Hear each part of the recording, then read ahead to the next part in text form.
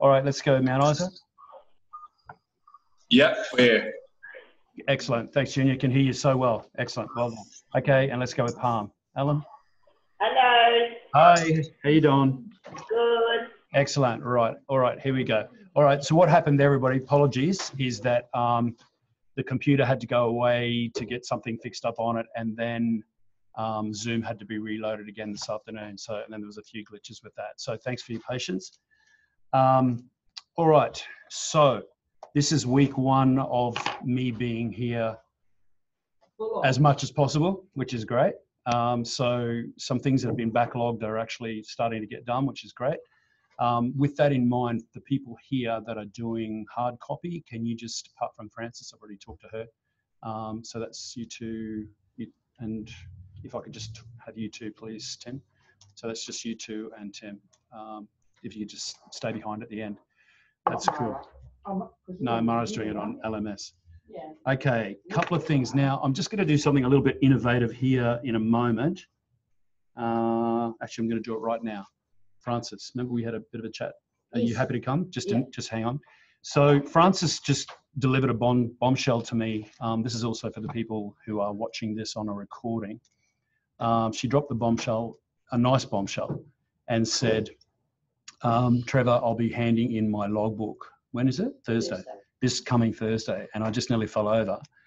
And I want her to come and just tell why she has done that, why she's and what motivated you to actually do it so quickly. Okay. You know, why did you do that? So if you can just come and sit here. Yeah. Okay. Good evening, good afternoon.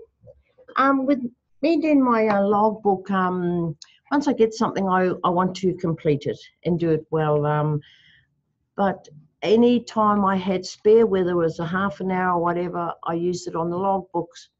I suggest you all do that, because there is a lot of work in this logbook. It's not just a 10-minute thing, it's hours of it. So, and I wanted to get in as soon as possible, and I'm sure Trevi will pass it.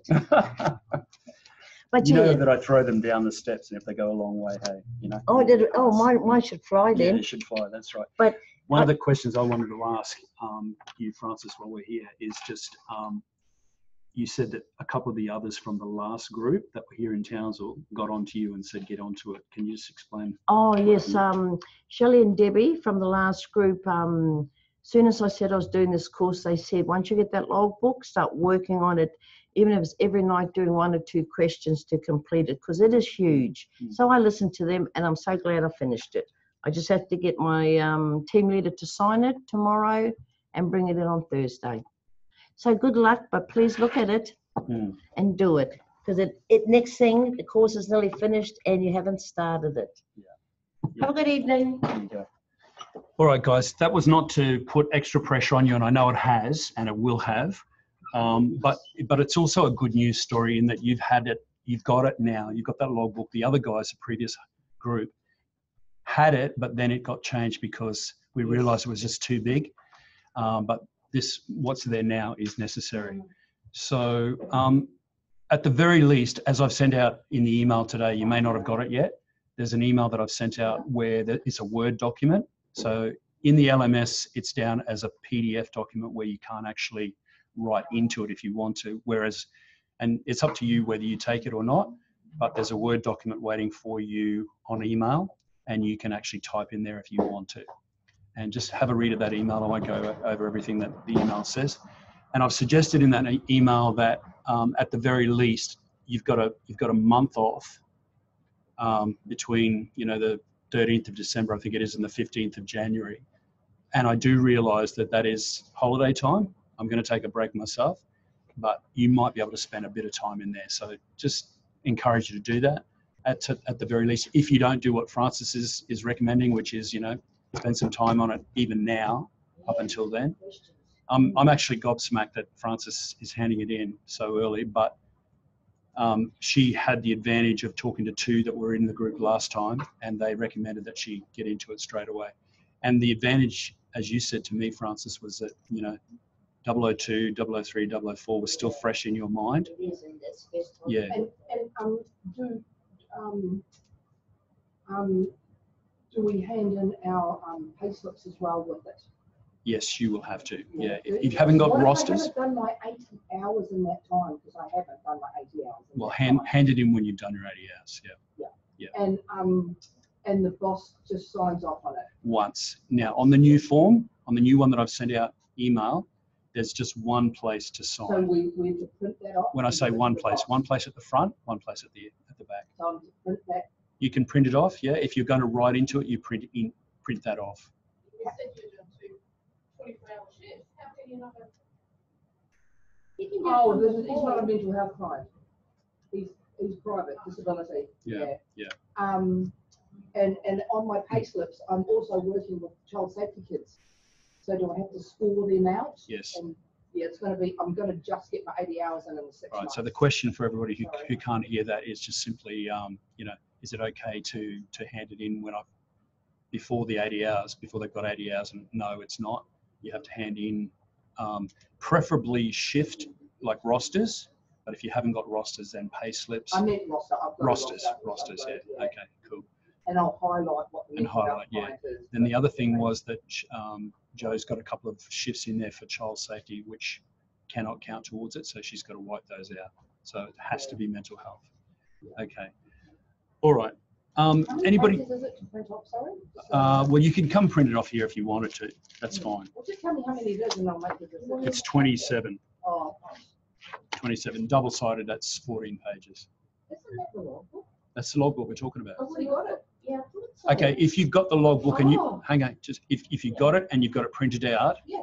don't worry about it. The new one that I sent has got. I just made some changes because some people, when they open it, and I've got an example of the one here, right? It's got paid line after line after line, and some supervisors think they have to sign every line. They don't. They have to sign one. So I just made a big change on that.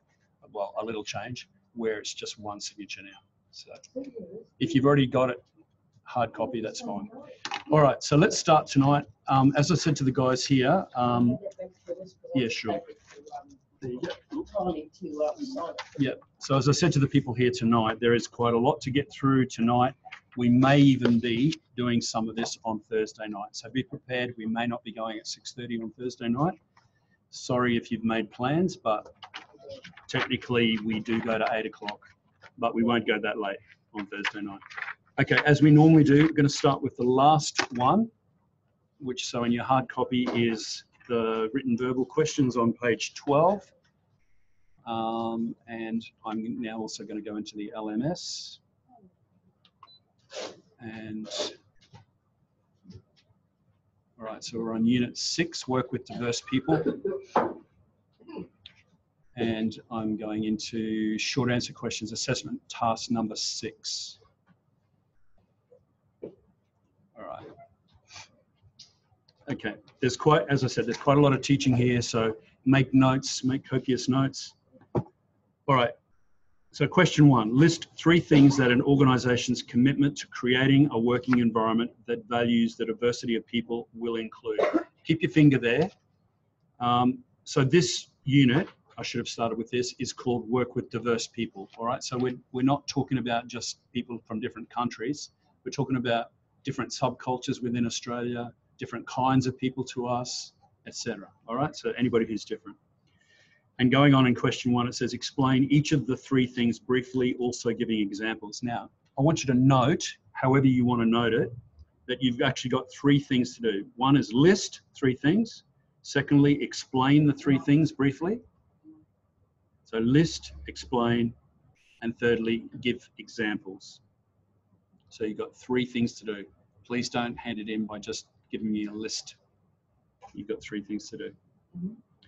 Okay, now, the answer to that is found in your learner resource on pages 15 and 16. And I want to explain that. So if you've got a learner resource in front of you, if you haven't, that's fine, just take lots of notes. But you will find on page 15, you've got basically, we're trying to help you to answer this question. So we've got objective 1 on page 15 is sustaining awareness of diversity. And you'll find underneath that Am I going too fast for Mackay, Mount Isa, Palm? You're all good? Okay, Mount Isa?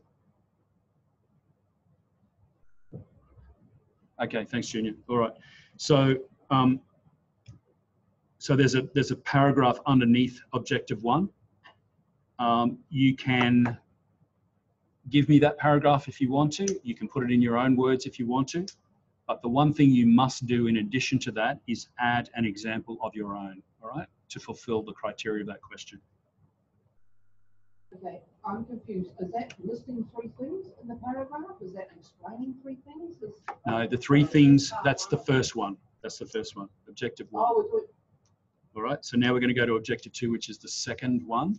All right. oh, okay. So when it says in the question, list 3 things, we've just done 1. Now we're going to do 2. Objective 2. And you'll find there, okay, so that's just demonstrating commitment to diversity. You've got 4 dot points. You can list those 4 dot points if you want to.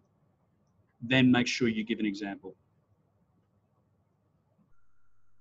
All right.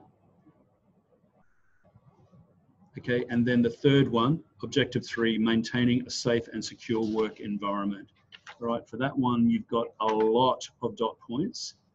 And I'm going to tell you that you are going to have to do, on page 15, the first 2 dot points, you need to put those in.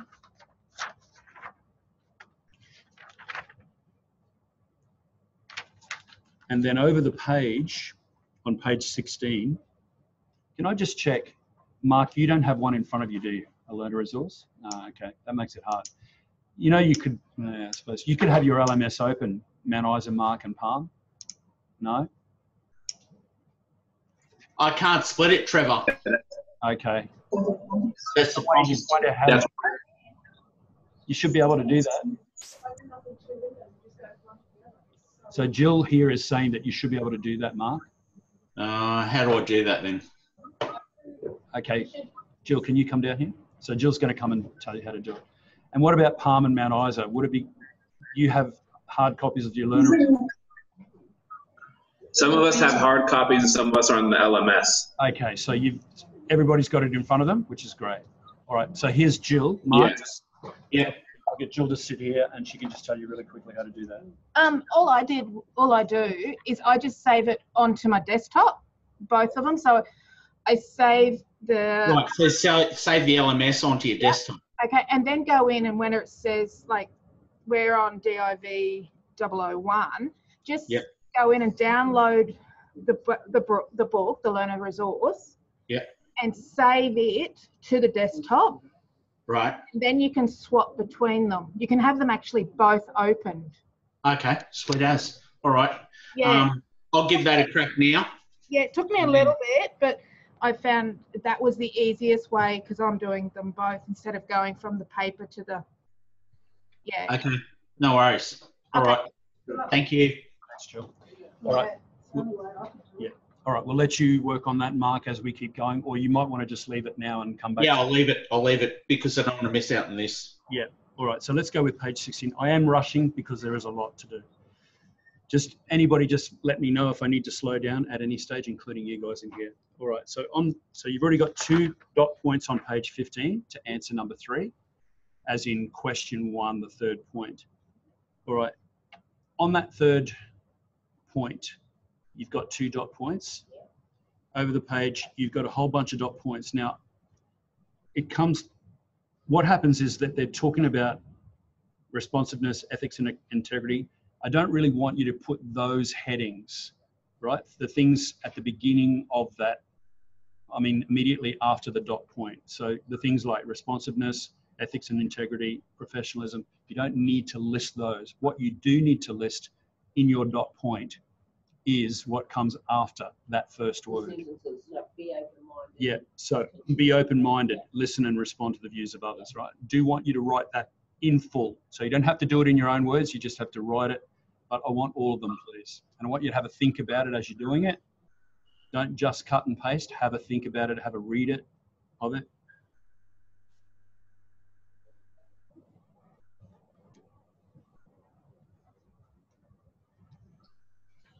When you get to the last dot point, it says this: responsibility for ensuring the successful implementation of this strategy rests with all employees in the department, in particular senior managers. I want you to add to that, plus team leaders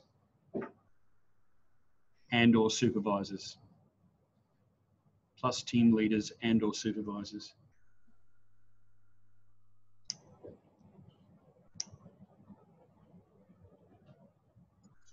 Could you say that one more time, Trevor, what we were at the end there? Okay, so the last dot point there, which actually has implementation at the beginning of it. So we don't want implementation, we just want responsibility for ensuring, et cetera, and it finishes up with, in particular, senior managers. Can you see that? Yep. Okay. Yep. Where it says, in particular, senior managers, add on, and team leaders / supervisors.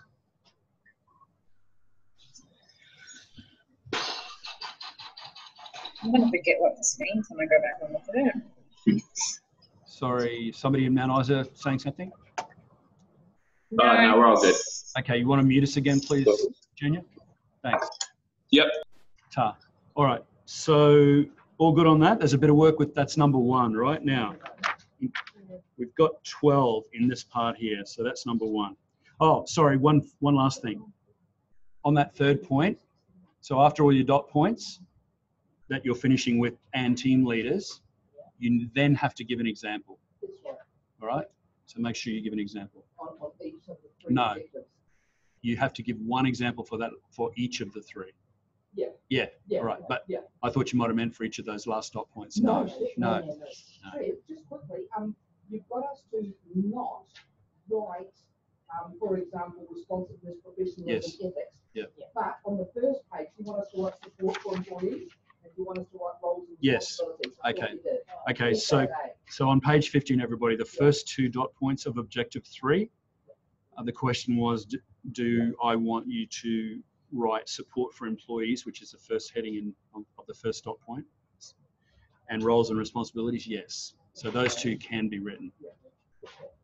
They're sort of 2 separate lists. Yeah. Okay. Right. Number 2. We're all ready to go with that? Right. Okay. List the steps for becoming culturally competent. Briefly explaining each with a 1-line explanation. Also give 1 example for each from your workplace or ideal workplace if not working. All of you are working. So go to page 27 in the learner resource. By the way, I don't arbitrarily decide what questions you need to answer and all that sort of stuff. This is certificate 4 level. So, all right. And it's also, I've got an answers book, which, so assessor guide. So I have to, yeah, the joke is that they're going to grab it here and photocopy it, but that's not going to happen. Nice try. Yeah, all right. Okay, so page 27, and you've got a box on page 27. There's a little bit just before the heading that says steps for becoming culturally competent. All right, so how do you answer that? If you want to, you can do a table, that would be fine. Or you can just do it as a list. And you've got 6 points there. So just copy out the 6 points. In addition to that, put a dash behind each point and give me a 1-line explanation of what that means. It might be, I don't want anything too big, just something really small to explain what's just been said on each of those 6 points. And then a very small example as well. Don't go crazy. Don't think that I expect a novel. There's a lot of work in this unit. So just keep it brief. Just to let you know that not all of them are like that. I think the next one is just a list, all right? So you're just going to do dot points in this next one. So I'll just wait. Is everybody finished number 2 then? Yeah, ready to go on to number 3. All right, so number 3 is list 10 tips for responding to diversity in the workplace, especially with regard to age, and secondly, belief and value systems.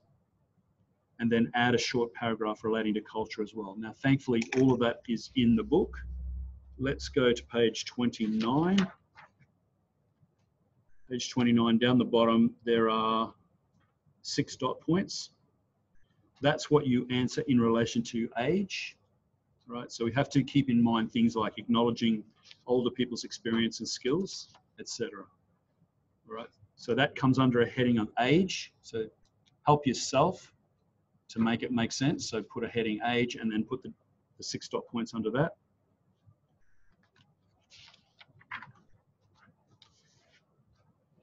All right, after you've done age, then go to over the page to page 30.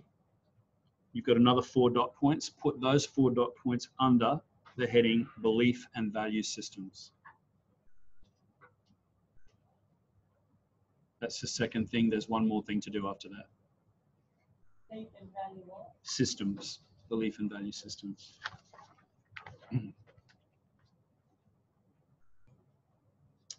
And then finally, number 3, it's asking you for a short paragraph relating to culture as well. So go back to page 29, and you've got a paragraph up the top under the heading responding to diversity culture, right? You can put that in your own words or you can write that out, and that's the answer to that one.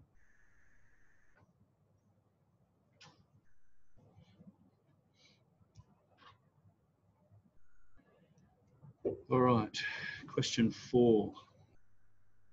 Ready to go? Question 4. What are the key valuing diversity behaviours? List 12. All right, it's only list, so you don't have to explain anything with this one. That can be used to make environments safe for all. Page 32. Right. Okay, so you've got things that you do every single day. Find out about people's different backgrounds and skills. Listen hard to their different viewpoints and perspectives. While you're writing this out, let it speak to you, all right? If you're not doing these things, please start doing them. That's the idea of doing the Cert 4 in mental health. That's why, even though it's very tempting to cut and paste and not even look at it, having you actually look at it and read through it, which I did in preparation for this for tonight, again, and this is the third time that I've done it, it actually is good to review that and go through the things that really matter for the people that we support, which is great. Okay. All dot points, all 12, yeah. All right, so that's question 4. Okay, so, all right, so let's go to question 5. Okay, this is going to be interesting, you guys doing the LMS, whether this will work. All of us trainers, as of yesterday, have been given authority, although we don't have the know-how completely yet, but we've been given authority to make changes as we need to within the LMS. Before that, we didn't have the authority to edit anything. So if we have any problems with something like question 5 in the LMS, if things don't allow you to write in there the way that you'd like to, let me know and I can start to find out how to make those changes. Okay, so let's answer that question. What are the 4 Commonwealth Acts which cover discrimination in the workplace? Using a table, explain briefly what each of them does. That is on page 35. On page 35 in the box. So the first one is the Racial Discrimination Act 1976. So that would be what you would write in the left-hand side. And then on the right-hand side, you'd write the rest of that. Prohibits discrimination on the grounds of race, colour, national or ethnic origin, immigration, or that of a relative or associate.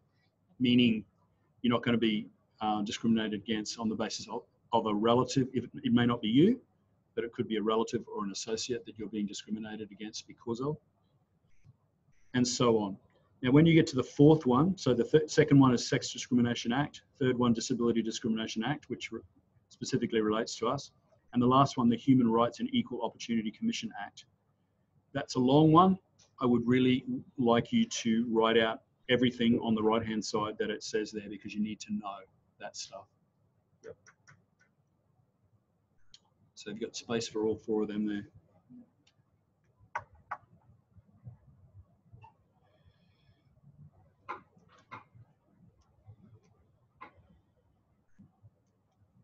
some countries wouldn't even know what human rights even mean. Okay, comment by Joe here is that some countries wouldn't even know what human rights mean, and that is absolutely true. And some countries know what it means and ignore it. We're very fortunate here that we have a legal system that upholds the acts and the legal, but sometimes you've got to fight hard for that too, even though there's an act. All right. Question 6. All right to go with that? What is discrimination in language and how can you avoid it at work? All right, so go to page 38.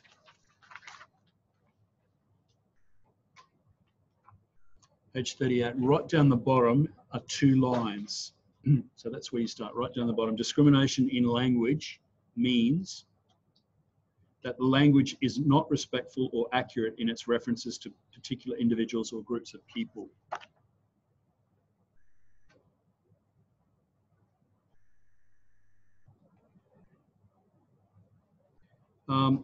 And then it goes on. So that's part A, right? So that, writing that is going to answer part A of question 6. Part B, after the comma, says, and how can you avoid it at work?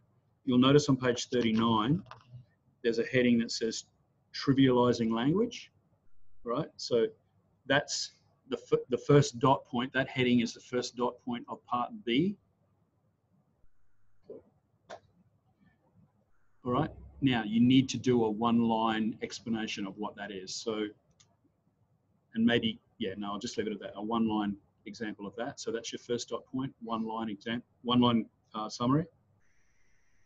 The second one is found on page 39 as well, stereotypes. That's another dot point. So take the headings like we have done in the past and make them into dot points and then do a 1-line explanation. So the 2 dot points are trivializing language and stereotypes. So far, yep. So what you're doing there, Joe? I know I'm going very fast. No, you're not. You're not. I'm just confused. You're not fast. You're right, mate. So you're just going to make a dot point out of that heading, trivialized language. You're also going to do a 1-line explanation from what is written underneath it. As part of that, you could use one of their examples there. So for example, girls in the office, just a housewife, checkout chick. Things that were very commonplace in the 80s, 70s, definitely 60s and 50s. But now we recognize that they can be demeaning to people, particularly to females. Right? So we have to give a practical example.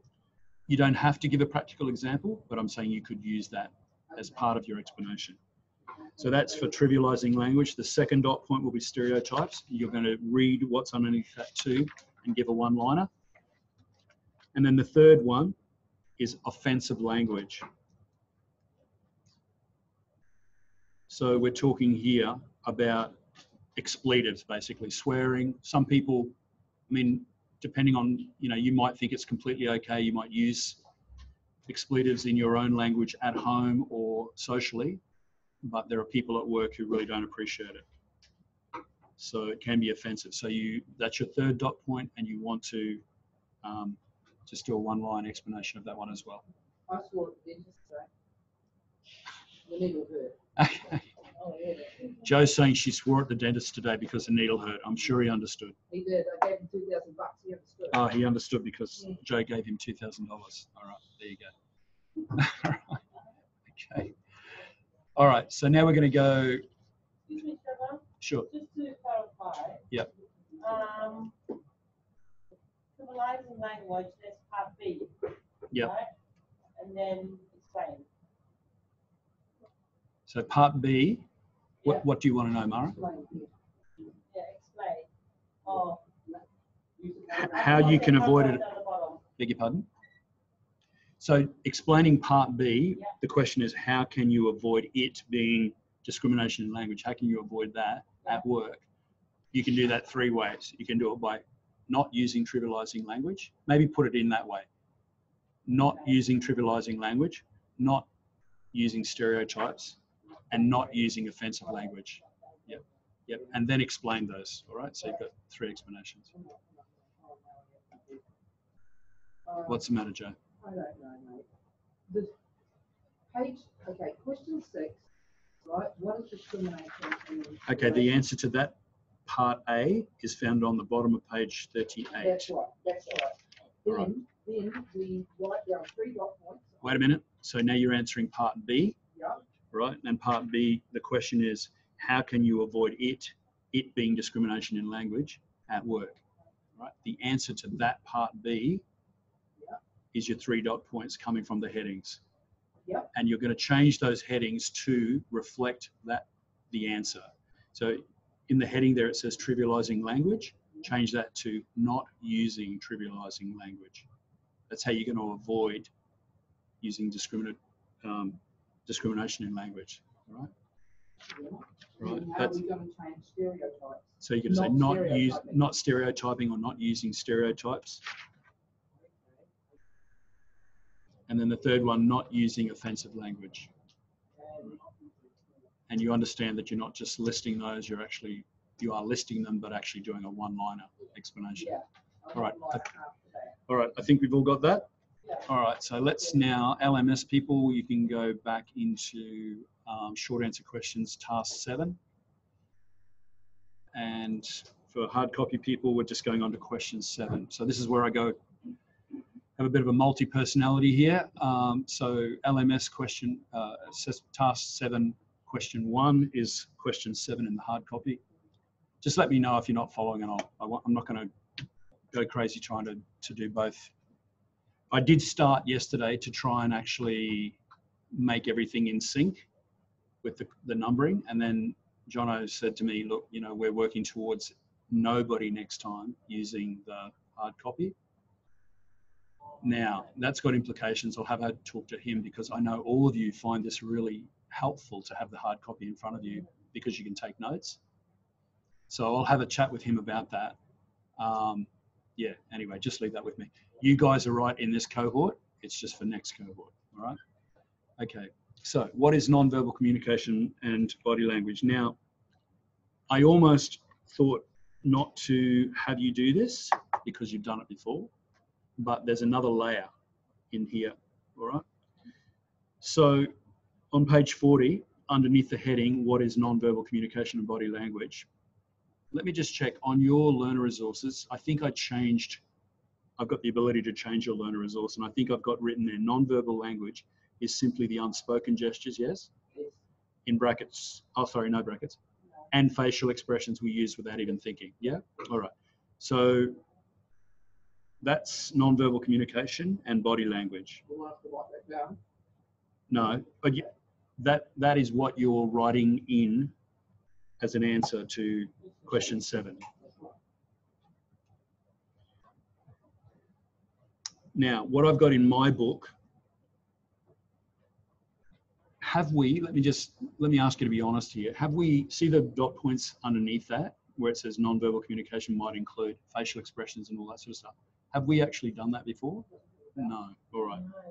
All right, so we're gonna, it is common sense, yeah. So we're just gonna write in there as well in your answer, facial expressions, body movements and posture, gestures, eye contact, touch, personal space and voice. All right, so we're gonna add that in.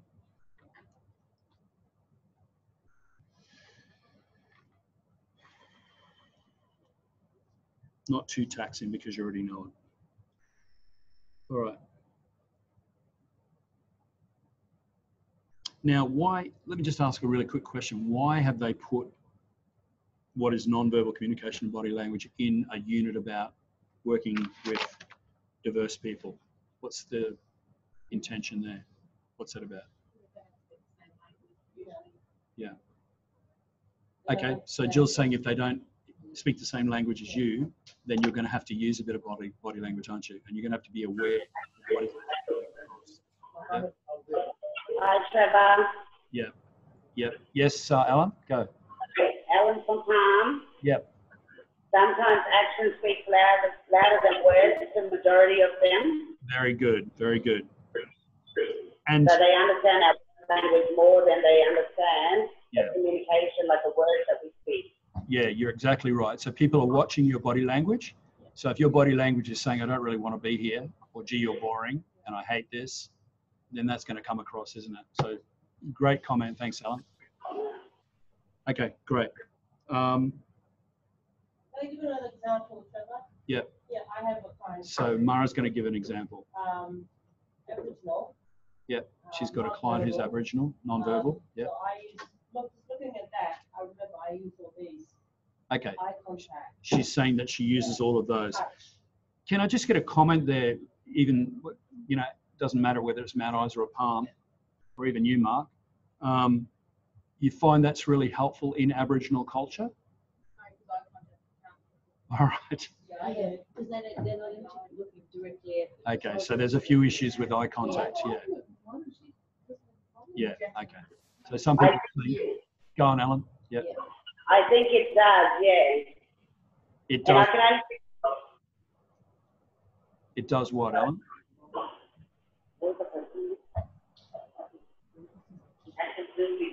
Yeah.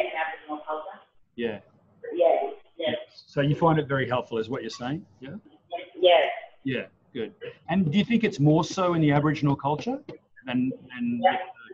Yes, I think so because you know, majority of us have a black collar term of speaking as well. So yeah, we understand. We relate more on body language. Yeah, it's interesting. We don't understand some words. Yes. You know what I mean? Yeah, cool. Yep. I remember being in Vanuatu and they have a whole like way of speaking with just using their face. Yeah. You know, they'll point with their chin. A lot of cultures do that. Instead of saying something, they'll just go like that. You know, where did he go? Like that. You know, so that's the answer, just with their chin. Yeah.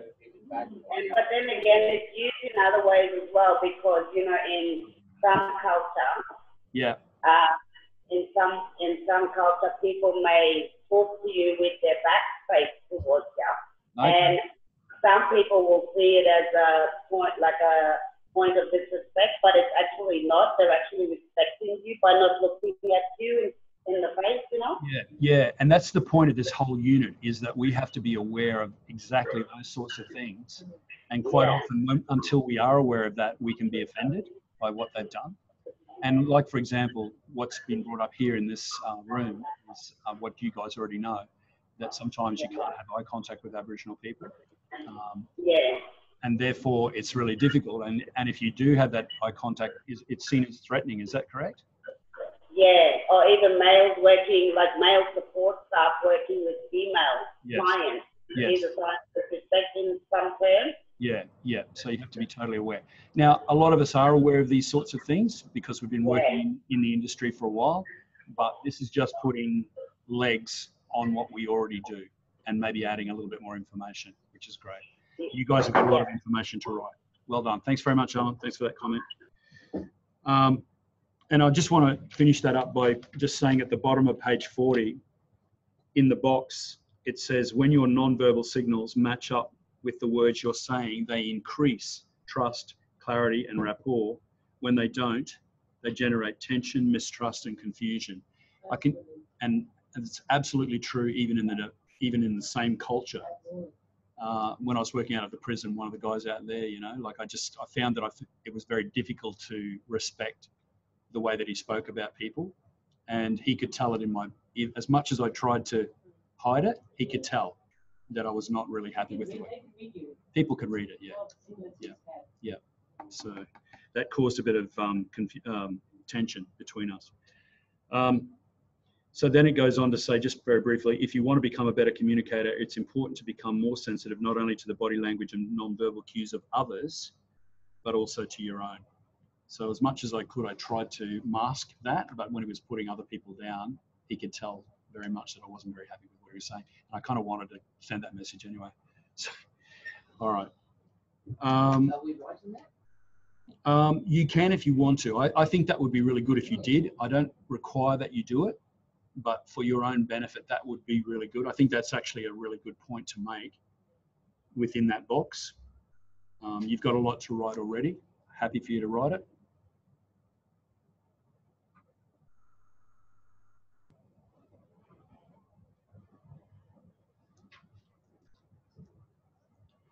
Okay, so now we're doing the next question, which is 8 in the hard copy and 7.2, as in assessment task 7, number 2. list 8 ways to help overcome communication difficulties across cultural and linguistic boundaries. Okay, cultural we know. Cultural is not just another country. It can be within the same country, we know that. But it can be across subcultures as well. Think about some of the people that you support. You don't live the kind of life that they live, but they're very happy in that lifestyle. That's a subculture, all right? So your subculture is different to their subculture. So there's going to be cultural differences. There could even be linguistic differences. Certainly there will be with people of a different language, but even within the same culture, that you can say something and it's taken differently by somebody from a different subculture. You know, just a really stupid example. Oh, that's sick, you know? I mean, everybody knows now that that means, young people say, if they still do, that means good, you know, oh, that's sick, you know. That's a really bad example, but there's certain things that you can say which don't mean the same thing to another generation, so to speak. Okay, so that is on page 42. I haven't got there yet, Joe. Let me have a look. All right, there are 8 dots, so you can just, okay, there are 9 dots. The third one you can cross out because it's, I've got a feeling we've done this before, have we? No? All right, so there's 9 dot points there. Cross out number 3, leaving 8 points. And they're just very, very basic things that we need to remember when we're having difficulty culturally or linguistically. Speak slowly and clearly, maintain a normal volume, paraphrase if they don't understand it one way, say it another way, etc. All right.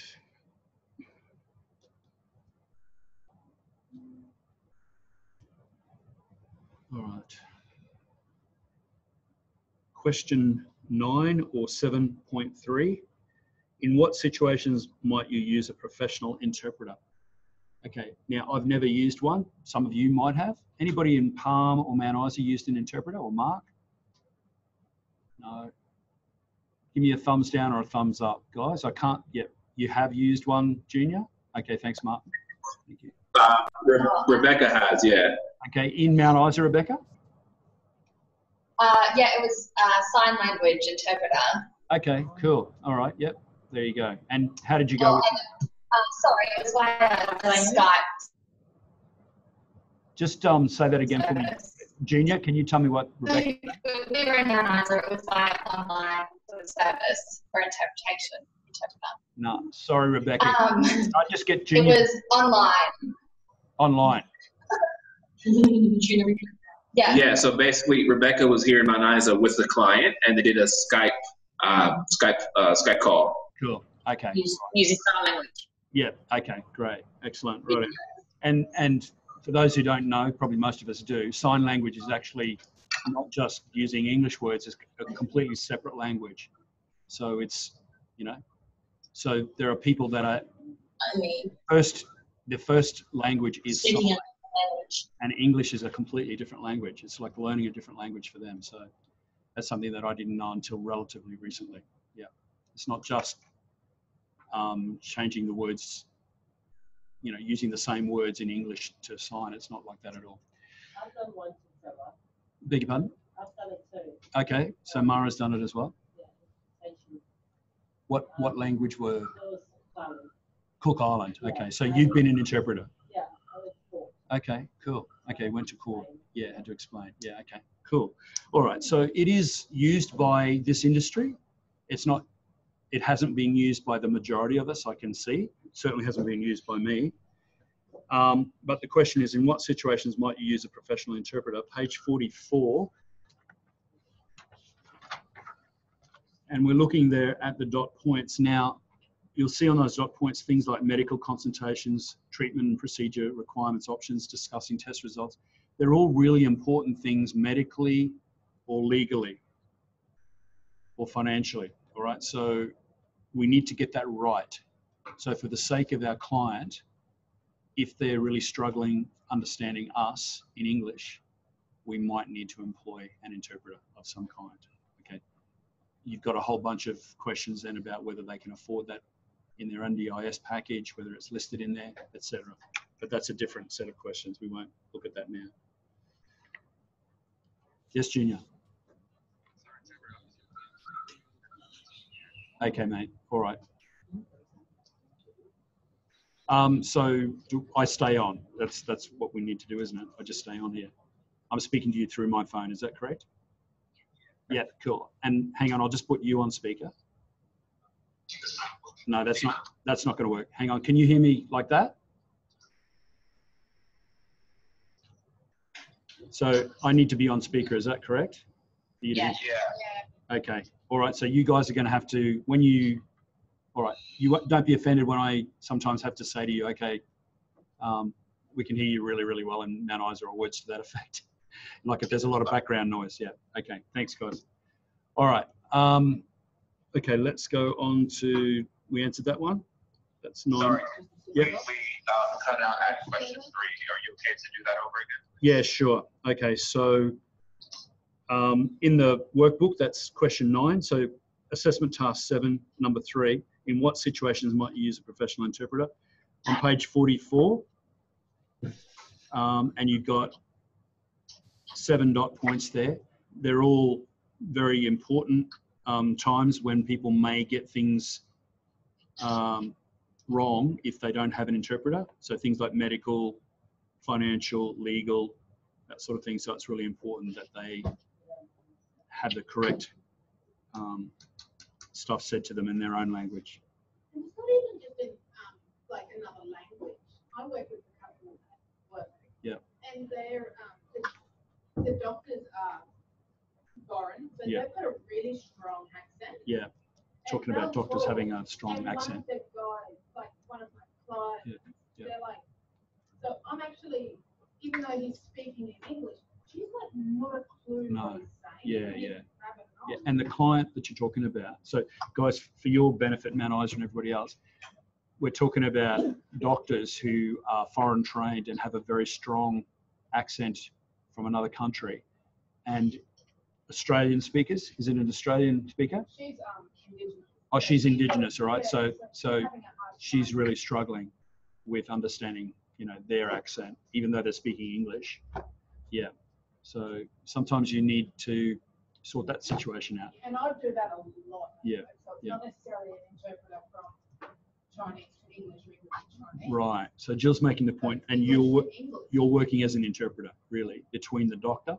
Pretty much whenever I go, Yeah. I have to relay. Yeah. And plus, she doesn't understand a lot of it. She's just Yes. taking it back. Yes. So Jill's making the point also that she often doesn't understand what's being said, and I think we probably all know situations where we do have to interpret what's being said by a doctor.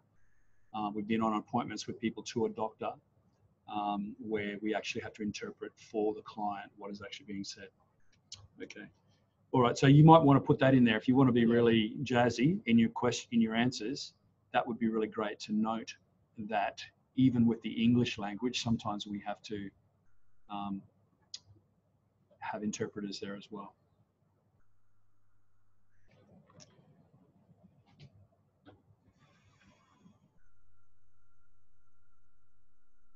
All right, so question 10 or 7.4, just to confuse everything. List 5 of the issues that may cause conflict in a culturally diverse environment. And then as a sub-dot point, it says briefly explain each one in your own words. Just let me see, 7.4. Yeah, okay, so it is listed there in the LMS. All right, so that's on page, sorry, I'm having a look.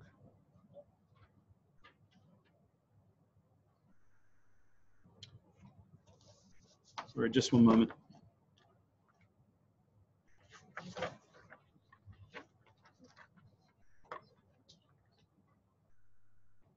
Page 46 and 47.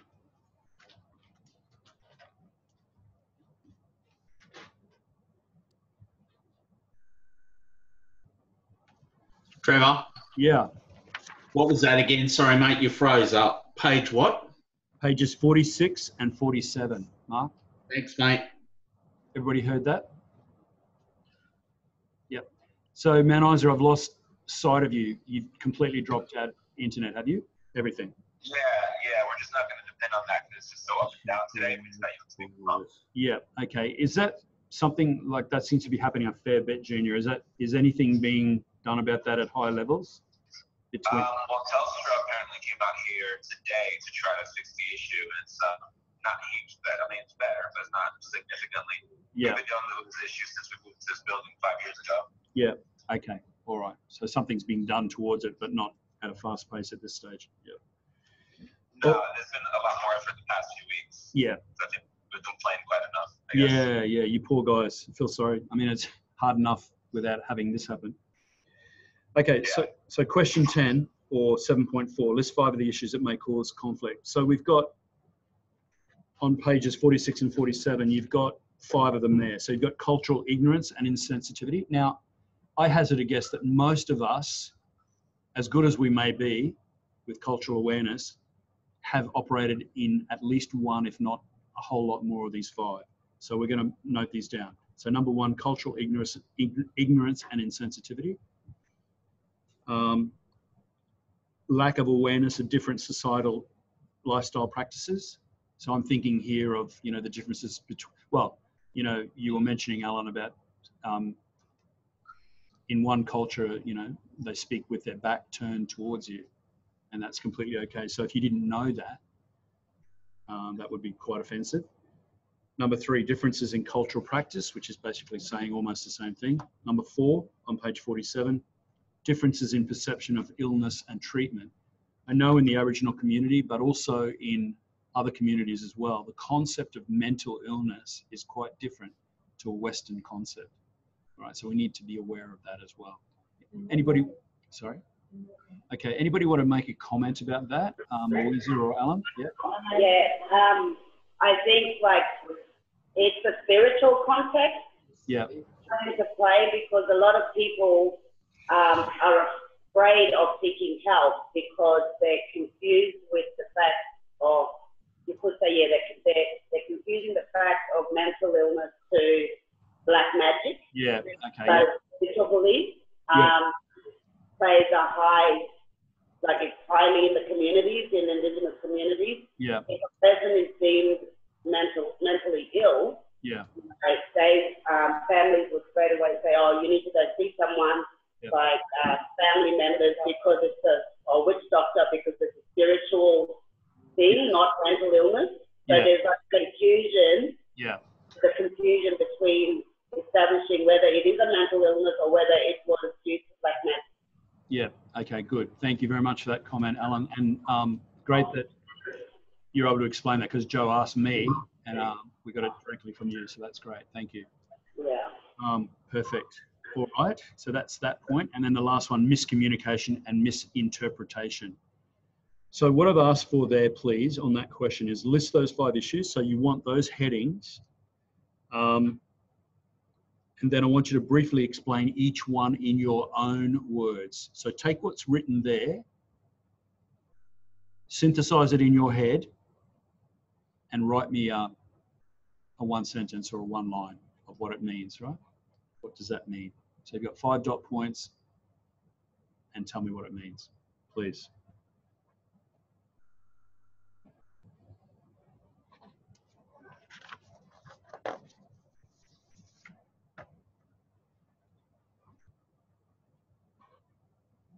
Roseanne, any comments you want to make regarding what Alan's just spoken about from a non-Indigenous point of view? The learning curve. Sorry, just say that again. It's the learning curve. Learning curve, yeah, exactly. Well done, thanks, Roseanne. So for people of non-Indigenous background, it is a learning curve for all of us. Yeah. But it's not just this culture, not just Aboriginal culture, it's all the cultures that we have to work with. All right, great. So let's go on to question 11 or 7.5. What 6 steps should you take to respond to cross-cultural conflict in the workplace? So pages 49 and 50.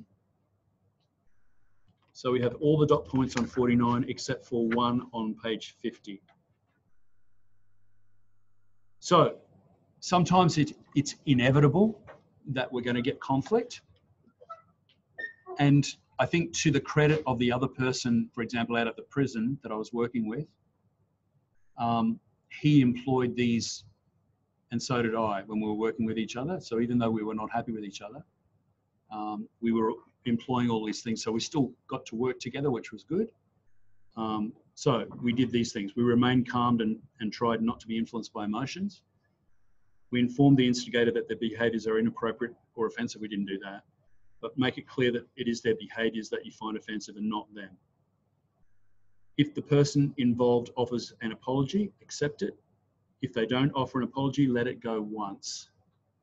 Right, what do we do if we let it go once and then they do it again? What do we do then? How do we handle that? What would be a good way of handling that? Speak to them about it. All right, so we're going to go in with all guns blaring? No. Just nice and calmly, yeah, and talk it through, yeah. And that's where you really got to try and pull those emotions back, haven't you? Because sometimes you can feel very upset about what they're doing. You can't show it though. You can't show it. They can pick it. So the next dot point is, if the same behaviour continues, then proceed to take action, which we have just said is a gentle action. And then over the page, the last one, the parties involved may determine the course of action to be taken. It goes on to say, I don't really need you to write this, although it would be good, but you're doing a lot of writing already. The next paragraph under that last dot point on page 50 says, most organisations have a process or procedure for dealing with complaints and concerns. However, you may elect to report anonymously. So if things get really bad, then you can take it to a complaints process. You don't need to write this down. And last thing, regardless of who is involved in a negative interaction, it's important that action is taken promptly. If you feel that you can't deal with the situation by yourself, you may decide to speak with a colleague or supervisor. And I think a lot of us have actually taken that road at times when we've had to, and it's turned out well, usually. You know, if you do it correctly, it turns out well, and this leads to better understanding. Yeah, it's a very important part of, is what you said, Jill, isn't it? It's a very important part, yeah.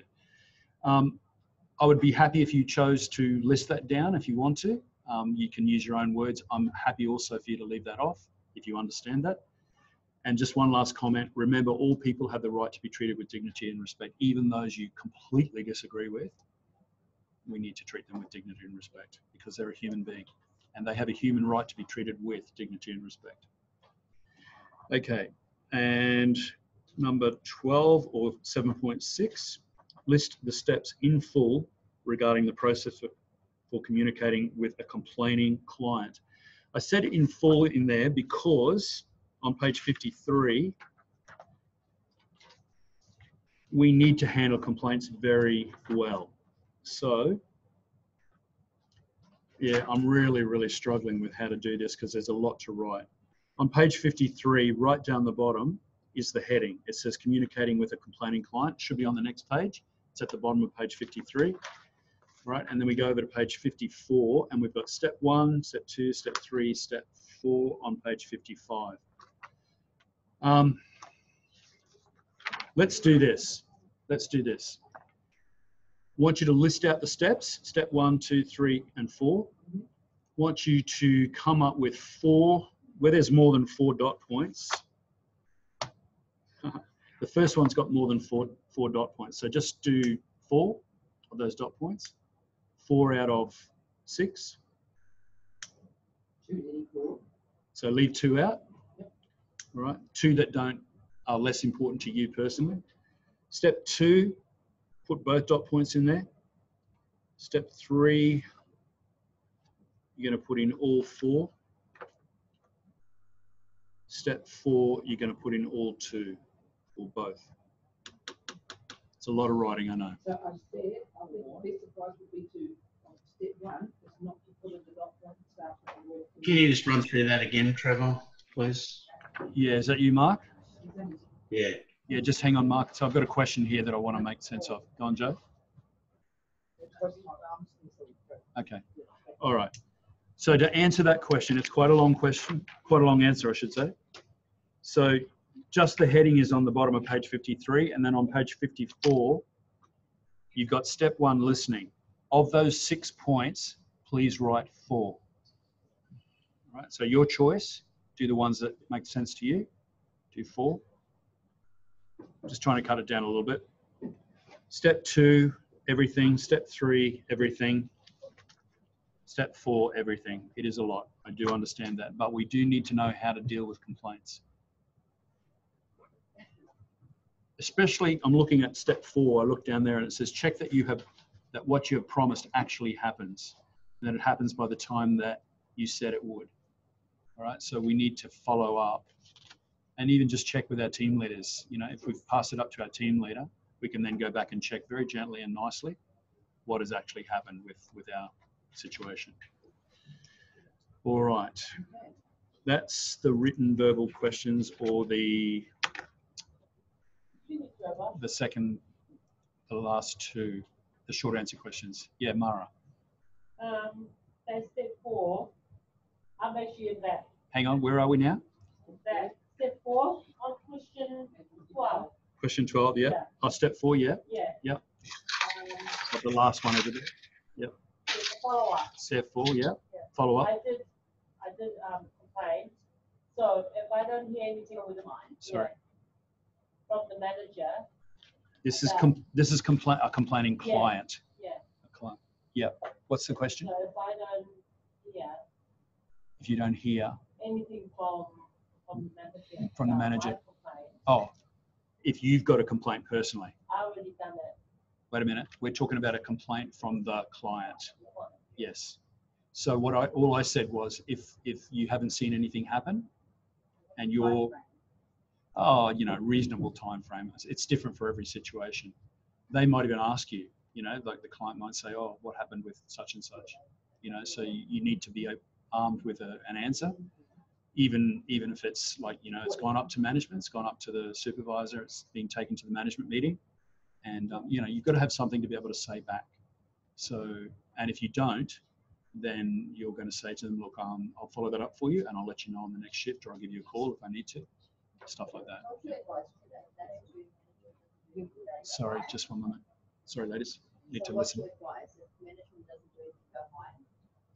Oh, look, we're going into politics here. I'm not going to make a comment on that. The question was, what's your advice if nothing happens? Do we take it higher? I'm not going to comment specifically on that, because for me, I would just basically go and talk to the person again and say, look, just very, very nicely say, the client is asking me again, is there something that I can tell him? Just take it back to the same person again. So that you're not, if you take it over the top of your team leader or supervisor, it's not going to look very good, is it? No, it's going to come back on you. Pardon?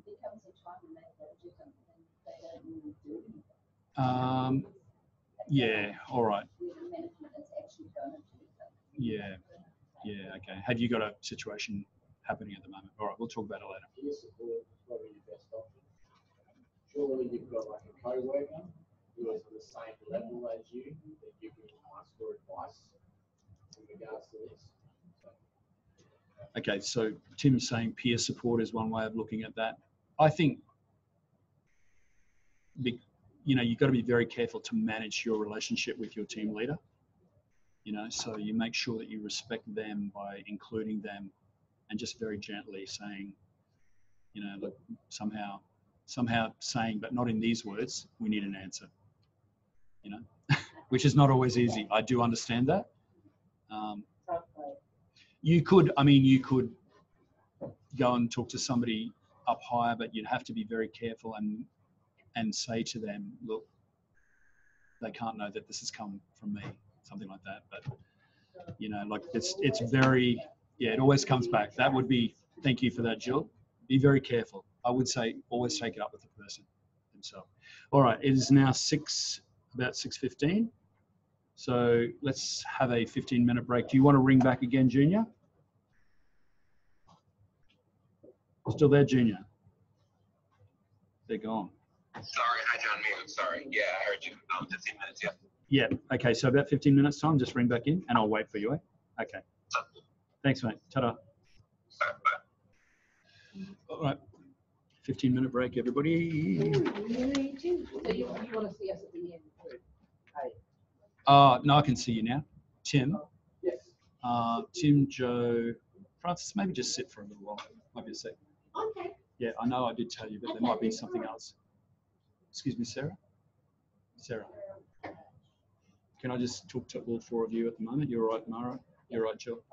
Yeah. So all of you, I've got a list, including your assessment, Andrew, from last time, the one that you've redone for me, which I haven't marked yet, because I think I've said this to you before. Like, I've got double the students this time. I'm expecting another intake in January, another group, a new group, because we're marketing this online and we're getting people wanting to start a new cohort. So there's going to be 2 cohorts. So that'll be on Monday, Wednesday night. We'll stay on Tuesday, Thursday night. So basically, it's going to be very busy. Yeah. So I had to quit the other job to do this. Yeah, which I'm very happy about. I like this job. But what's happened because of that Wednesday, Thursday, Friday up until last Friday is that there's a backlog of hard copy marking. I've done one for Francis, I think. I've done none of the others as far as I can remember, including yours, Tim. So what I need to do though is all of these assessments, or as many as possible, have to be done by Friday so that we get paid, because we get paid on assessments. Yeah, yeah, yeah. So actually that's something that I might bring back when we come back again. There's little bits of, I can actually show you, and I'll show it. Can we use them until the assignments have gone through? Beg your pardon? Until you've marked the assignment. Sorry? A lot of saving. Yeah. Saving what? Money. Just have you got money put aside? Yeah. Yeah. Well, can you guys see that? No, it's like green and white, right? Can you? Now that is the assessments that have been done are green, and the white is where they've either been done and handed back and need to be resubmitted, or they haven't been submitted. So there's a whole bunch of assessments that haven't been either resubmitted or submitted in the first place. So until we get all green across a line, we can't get paid. Is that a selectability protocol? No. No, it's Department of Education and Training. Yeah. Yeah. So we're in a quandary. Anyway, with you guys, it's a lot easier. Not you, Mara. You four. It's a lot easier because I've got your assessment all in one go. Not you, Mara. Hello, you, Mara. It's everything is in one place. That's where the LMS falls down a little bit, in that you can go in and out however you want to. And so this new cohort, Monday, Wednesday, are they going to be starting on LMS and LMS only? Eh? Yes. Oh, but we will let them know. Like when they come in, we'll say, okay, the platform is LMS. Yeah, it's exactly what we're going to do.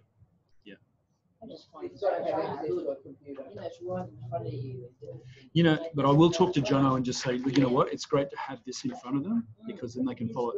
What it will mean though is that I've got to go through and change the numbering to relate to that. Yes and no, it won't be that hard. I mean, it'll be time consuming, but it won't be that hard. Yeah.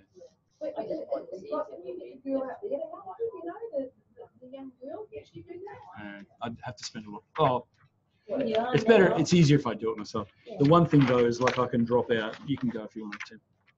It's all good. I can drop out. I can drop out where I'm ticking for the answers. Yeah, it should be good. This is London. Oh my goodness. Where did that random comment come from? Yeah. Yeah. So I'll talk to John about that and just see what he says. All right. So yeah.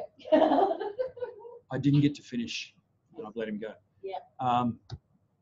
So I'm in the process of marking those. It had to be done by Friday. All right. So. You mean this Friday, Trevor? Sorry? They only have to be marked by this No, Friday? not all of them, but I'm going to get those ones done. Yeah, because you guys have been sort of left out. Because Amy can mark the other ones, but she can't mark these ones. She probably could, but Jono's got to mark, doing the LMS ones. Yeah. Okay, Trev. Okay. All right. Now, is it 15 minutes from now? Or No. not really? No. Is anybody timing the 15 minutes? Where How far if we have to be back here? 10 minutes. I'll say 10 minutes. Like half we have to be back. Yeah. Why you didn't have to say? Well, he's told the other people. So you said 15 minutes from then, so it's half.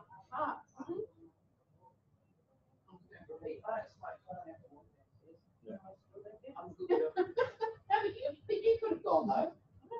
I never go. Oh, right. I see what you're saying. Let's get started and get finished. Go me.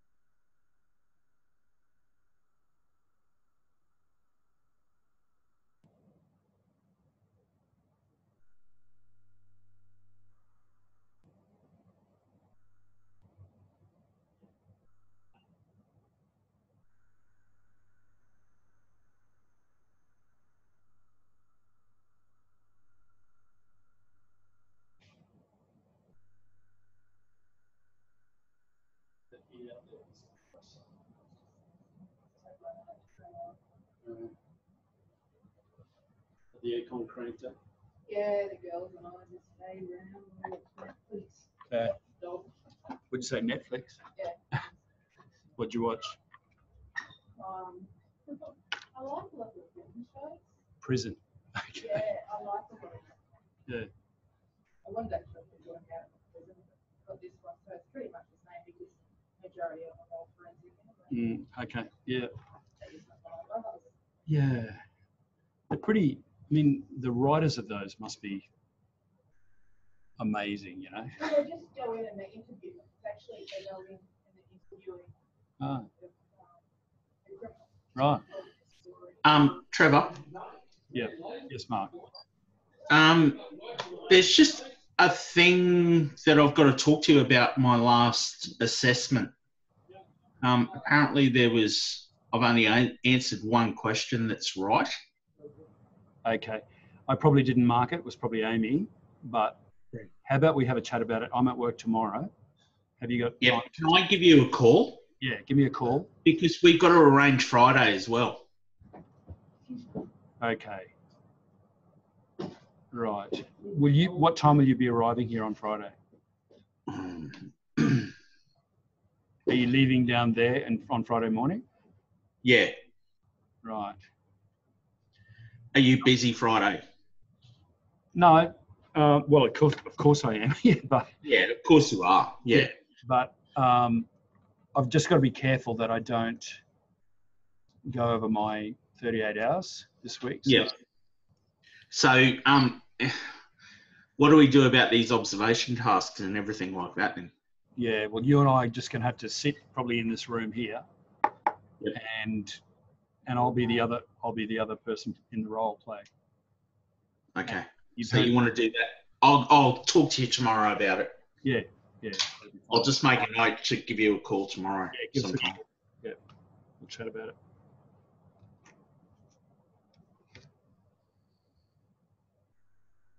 Oh, true. And then you know what else I found out to do? My ex-husband been diagnosed with Alzheimer's. Is that the one that I know? Yes. Oh, from when? Yeah, 2012, 13. Yes. Alzheimer's. Wow. Well, his daughter put up a post because his GP said to him over and over again as part of the aging process. Now, when he was 55 years old, he was in a workplace. My friend was a boss, and he had to quit because he just couldn't remember anything. Right? He was struggling to remember. That was back then. I knew he had problems. And no, everyone just thought I was a nasty ex. And it took him, he's 61 now, all that time to be diagnosed. Wow. And you know the crazy thing is, his sister is a doctor, but she let him look after their mother, because he's living with their mother, essentially as a caregiver, driving around in the car with Alzheimer's because of his chronic alcoholism. I believe that would have, perpetuated. His father, it's inheritable, very inheritable. His father had it when he was in his 70s. And his father really wasn't, too much of a drinker, but he died of it. Well, he got bloody leukemia as well. So anyway, so now he's got it. And even at the time when the breakup happened, and it wasn't nice, was he would say to me, "I'll meet you at the house to do such and such." So I'd go there, I'd bring him, and I go, "Where are you? What do you mean?" Was he aware that he had it? No, because he would argue. He'd argue, and I'd say, "You've got, but as I said, they all thought I was just being nasty." No. Yeah. So, Yeah, that's a shame, eh? Yeah. Well, very long diagnosis, because when we split up, he was 55, he's now 61. He was only just been diagnosed now. And even, she said, make sure you have a good GP that will do this and that. Yeah. We was his only sister. She wasn't even there to help out. Yeah, no, that's bad. Crazy. She might have been there, but she would have known that it wasn't. She should have known, eh? She should have known, Yeah. Okay. Have we got everybody back? I thought there was 7 of us. I thought there was 7. I did 8. So no, that's right. That is right. I'm just waiting for Palm to come back now, and also for Mount Isa to give me a call.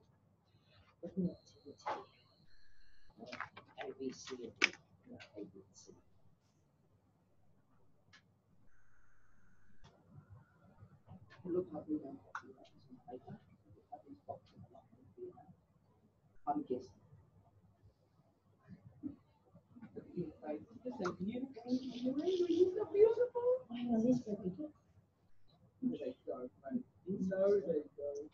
Hey, Junior.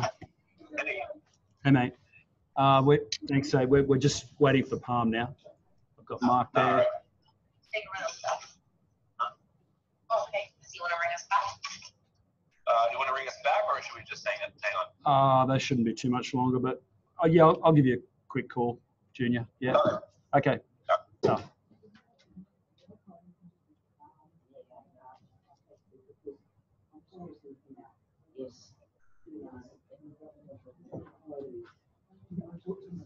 Hi, Louisa. How close are Roseanne and Alan to being in there with you? They're just there? All right. Okay, cool.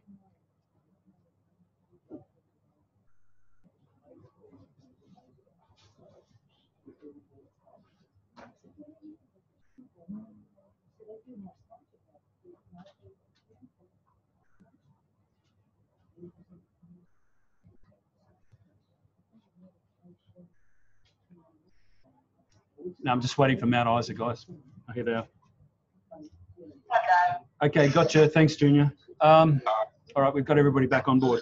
Just a couple of things, guys. A bit of housekeeping. And I'm just going to go to my, just tell me if you can't hear me now in a minute, Junior, because I'm going to show on the screen here. I'll turn this around. For those who can see it, which camera is it? That one there, I think. You can sort of see green and white. I know you guys in Mount Isa can't see this. Green and white. And where the green doesn't carry across the line, that's where, for the assessments that this represents, we don't have complete assessments from people. So what I'm trying to say is, well, what I'm letting you know is in the next couple of days, because I have to get all of your assessments for one unit in for selectability training to be paid by the Department of Employment and Training. So we get paid on assessments. So what those gaps mean is that maybe you've submitted, but you need to resubmit and haven't done so, or you haven't submitted all of the assessments in any particular units. And as I look at that right now, there's hardly anybody that I can see that has got, and one of them is my fault because I haven't put the observation demonstrations in. So that might be the explanation, but hardly anybody here has got all the assessments in for every single unit. Sorry, let me say that again. For any particular unit, there's no assessments all done. All right, and maybe what I'm gonna have to do is do a an audit of this tomorrow and find out, because this has been done by somebody other than me. And yeah, so people like Jill, for example, are saying that she's done everything, and I'm sure there's others. You guys in hard copy, you should be fine. Yeah, that's different. Okay.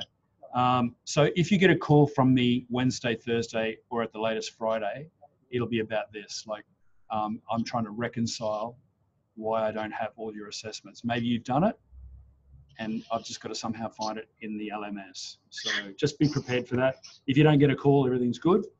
But other than that, I'm going to try and reconcile the whole thing so that we have to be paid basically by Department of Education and Training. Okay, so that's that. And now we are on to, oh, sorry, Junior, can you hear me? Yeah. Tell me who's there tonight, if you would. So we got Hannah. Hang on, I'll just, wait a minute. So, Jenna. Hannah, yes. Clover. Yep. Rebecca. Yep. Allison.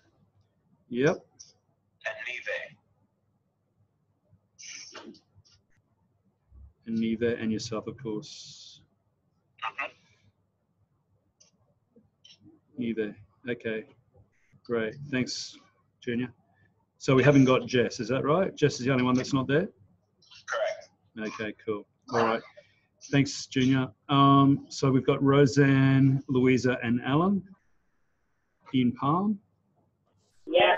Yep, cool, guys. Thank you. All right, and I'll just mark our roll here quickly. Sarah, Andrew's away. Joe's here. Purity's away, but Tim's here. Jill's here. Francis, Mara. Okay. Tim, before you go, I need to talk to you about Tony Woodhouse. Not now, later. Okay, all right, good. Okay, let's now go on to the written activity or assessment task 1. Let's go into that.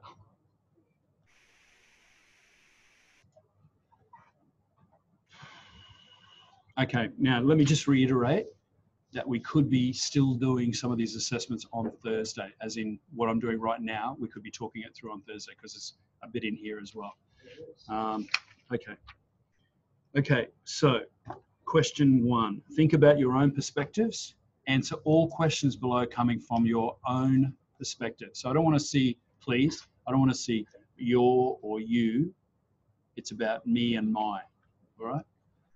All your answers below are treated as highly confidential. You don't have to answer anything that you don't feel comfortable telling me, only to the level of your comfort. And they won't be shared unless you choose to give permission to do so. Okay, so the first question is, what are your own social/cultural perspectives and biases? list both under separate headings. So you're going to do one on social and one on cultural. Now, there's a sub-question there. How have these come about? So let's just make sure that you're doing everything you need to do. You're going to write down probably a heading that says social perspectives and biases. And then you're going to list maybe some dot points under social perspectives and biases. Then you're going to have another heading that says cultural perspectives and biases.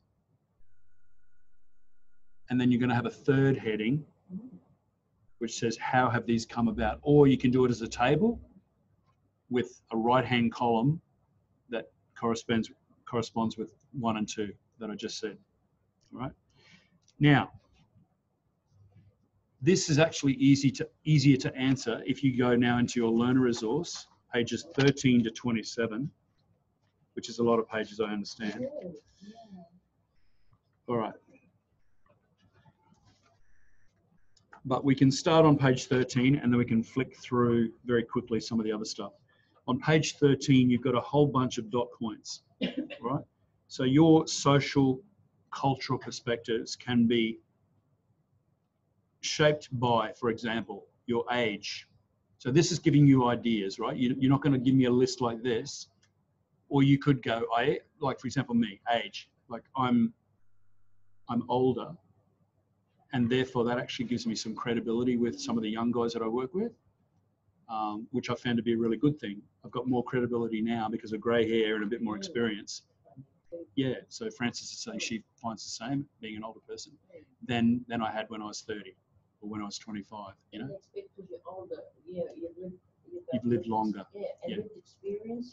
You've got your own experiences that help you to deal with people, which is great. And that's what, But all is not lost for the poor young people in Mount Isa. You've got on your side that you're young, and there are certain, obviously, distinctives about that and good things about that as well. All right, so then you've got things like ethnicity, gender, disability, language, religious beliefs, life stages, education, career responsibilities, sexual orientation, personality, and marital status. All right, now, as I said, you're not going to list all those down to answer this. You're going to take this from your own perspective. This is an idea of where you can come from. So are these lists of both social and the cultural perspective? Yes, they are. Yes, both. All right, so look, let's make it a bit easier for you. I did say that you could do it, that you should do it under 2 headings. Let's just make it 1. Let's just go, okay, so you're going to do social/cultural. We'll make it easier. And then you're going to do, so now you've got that heading, plus you're going to mention underneath that what your social/cultural perspectives are. All right, so that's just a heading. And then as well as that, you're going to say, how have these come about? That's another heading, or it's another column in a table. Is everybody clear on that? Okay. Okay, so for example, my social and cultural perspective. Yeah. What does that mean? Okay. My social All right. What it means, Joe, is what does social cultural perspective means? It means that you are the product of your nurturing, the family that you grew up in, the culture that you grew up in. The fact that you grew up in New Zealand means that you have a slightly different take on things compared to somebody who grew up in North Queensland. But it's probably being coloured now by the fact that you've lived in North Queensland for quite a long time, all right? And as we go through, you're going to find out, I'm actually going to do some teaching now about coming out of this book, just saying, you know, we're all very, very different because we've had different expectations in our families. Our birth order, even, that's not even mentioned in the book, but, you know, the fact that you're the middle child as opposed to the youngest or the oldest or whatever. So for example, quickly, I can write down that my social and cultural perspective is religious belief, and this came about because I was brought up by Mormons, for example. Okay, yep. Is that that's fine, yeah. But you're going to do that, make sure you've got that. Yeah, I suppose you could do that, like you could do them together if you wanted to. Yeah, I'm basically asking for 2 separate, well, yes, but one relates to the other, basically. Yeah. So the example there was given by Jo that she said she's got a religious perspective in life because she was brought up by Mormons. Hypothetically, right? She wasn't, all right. Okay, so there's that point. And secondly, it might be the fact that you you know, what's an example there? Life stage / age. All right. So as I mentioned, and Francis says the same thing. The fact that I'm older means that I've got. It's actually the opposite to what I thought. I've actually got more credibility with young people than I used to have, because they sort of look at me with, you know, as an older person. Do you want? Pardon? How many do you want? Just as many as you. Well, at the very minimum, probably 3. At the very minimum, 3 of those. But hang on, don't think that it's got to come just from that list, right? This is just a starting point. All right. Now we're going to go on and we're going to have a look at some others. That's why I said this is going to take a bit longer than you think. All right. Let's flick now to page 17. So these are all ideas about what you can write. All right. So at the bottom of page 7, you've got rituals, celebrations, and spirituality. All right? Now, your spirituality, everybody's got some form of spirituality. You may not have religion, but you have some sort of belief system, whether that be atheism, agnosticism, Hinduism, Spiritism, whatever. Or it could be that you're a good Catholic or you're a good Assemblies of God, whatever, you know, all that sort of stuff.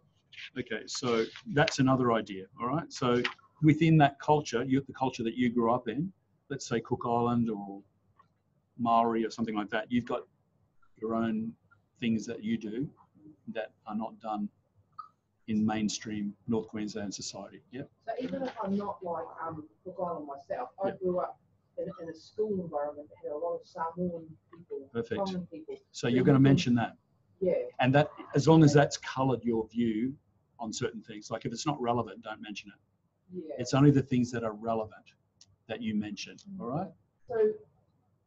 So how would it colour it? Like. Now hang on. So you are answering. Yeah. You. That'll be good in a minute, Tim.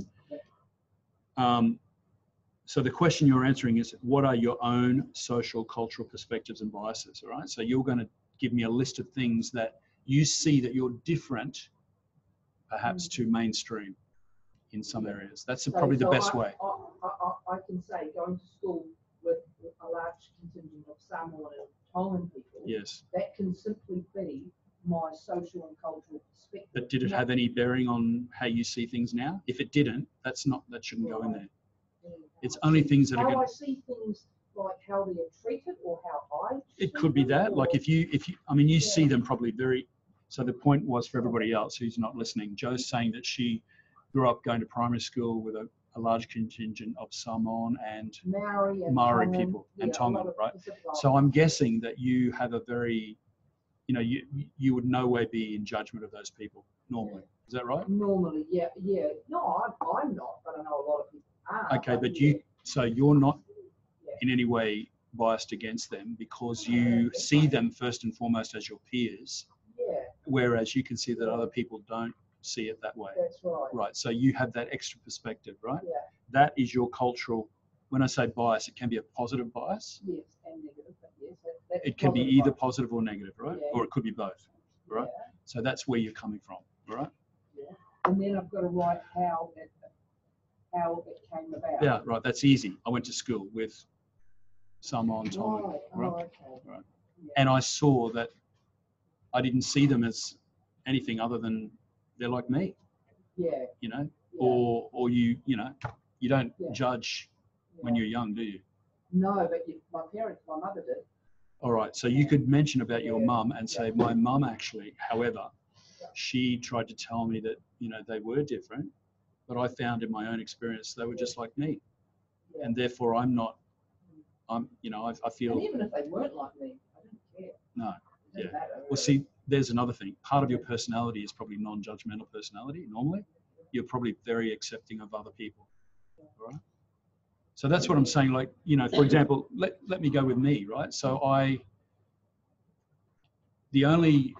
before I started working in the mental health industry, I had dealings with people who had cerebral palsy.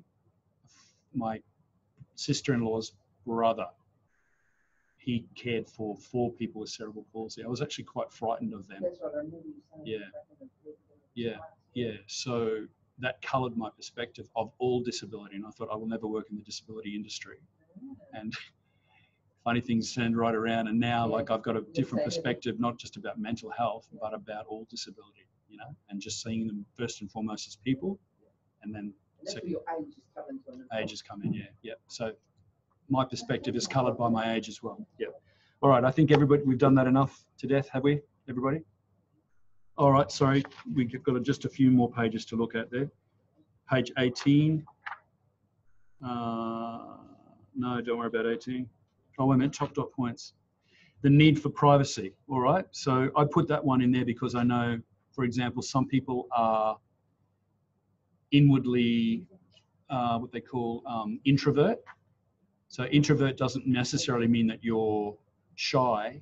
It just means, on Myers-Briggs, it means that you, on the top of page 18, everybody, it means that you recharge by being away from people. Right? So that could be a perspective that you need to get away from people. You can really, you work well with people, but you need to get away from them as well. Other people recharge by being with people. All right, so that could be something there. That's page 18. Page 19 to 24. Right, how beliefs are formed. All right, so you probably need to have a read of this. And it basically says that your beliefs are formed when you're in childhood. I'm not going to go through that in great depth, but it's really good reading. It's really interesting reading to read 19, 20, 21. For example, at the end of 21, or at the top of the page 21 there, because it's only a short page, it says, we are born within a culture, and during the first stages of life, we learn our culture. Imagine if you were born somewhere else, you would have learned that culture, but you learned this culture, or whatever, wherever you were. This process is sometimes referred to as our socialization. And then it goes on to talk about, we won't read it here, but I'll just tell you, a red light would have no meaning in an African, an African tribal culture. It just has meaning for us because we've been socialized into that. And I'm sorry, we didn't get back to your example, Tim. No, it's all good. So every culture has its socialized norms. So for us, we know that a red light means stop. Why can't it be a purple light? Somebody decided that red meant stop. And now we don't even think about it. Just see red, that's stop. I suppose they put red for danger. I don't know if it stands Why out. does red mean danger? Yeah, I know. That's what I mean. Who picked it? Yeah. So, and now we just take that for granted, don't we? Whereas, yeah, whatever. Okay. So that's that. All right. So it's really good reading. All right.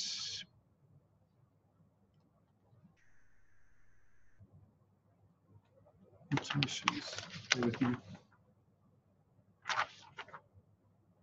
Okay. So now that's giving you some ideas about where to get your information for that. You don't have to include all of that stuff, but it will give you some ideas. All right. So, all right. So let's go to B now. List at least 2 limitations you have seen in yourself and your social awareness. All right. So 2. That means you give me 1 as a limitation of yourself, and 2, a limitation in your social awareness. And I thought to role model this would be a good way of doing it and just be upfront. So I'm going to share at the level that I'm comfortable with you. So for example, you don't have, no, I'm just giving you an example from my own life, right? So my self-limitation is that I deeply value quietness, right? So I need to get away from people to recharge because I spend a lot of time with people and I give out a lot. But I mean, I know friends who give out a lot and do the same thing as me, and they love being around people when they're finished, but I'm not like that. I like to get away and recharge. So that's a limitation in me in one sense. It's probably a good thing in another way. And socially, my limitation, it's probably a positive thing too, but I don't value people that I consider to be too loud. Not you, Joe, you're okay, because you're a lot of fun. I knew you were going to say something, so I thought I'd get in first. No, I wasn't. I really wasn't. Good. And I don't value people that are self-opinionated with no, especially if they've got no basis for their opinions. So for me, that's a limitation where I've got to just talk myself down and go, you know what? It's okay for them to have their opinion. It is an opinion after all. I've got opinions, and opinions aren't facts. They're allowed to have their opinions. It could be a wrong opinion from my perspective, but that's okay, So there's some limitations of mine. Now, your limitations might be completely different to that. And like I said, just share to the level that you're comfortable with. Don't tell me your deepest, darkest thoughts that you're not happy sharing. Just share something with me that you're happy sharing. All right? Some cultures do have that opinion. They have, some cultures have what? Opinion. Like, some others might not understand. Yeah. Like you say something and then they face it in a different way. Yeah. So you're saying that within, let's say, Cook Island maybe culture, it's okay to have an opinion. Yeah, it's okay. Yeah, I mean, it is in Aussie culture too, but people tend to get probably a bit more opinionated and fired up.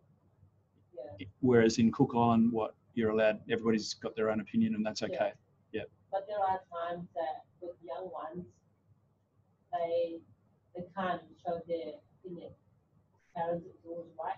Right. The way they were brought up, respect. Right. So this is Cook Islands? Yeah. Yeah, in Cook Islands, the parents' opinion is the only opinion. Yeah. And I'm guessing in a way that... My mother was the same. She was Scottish.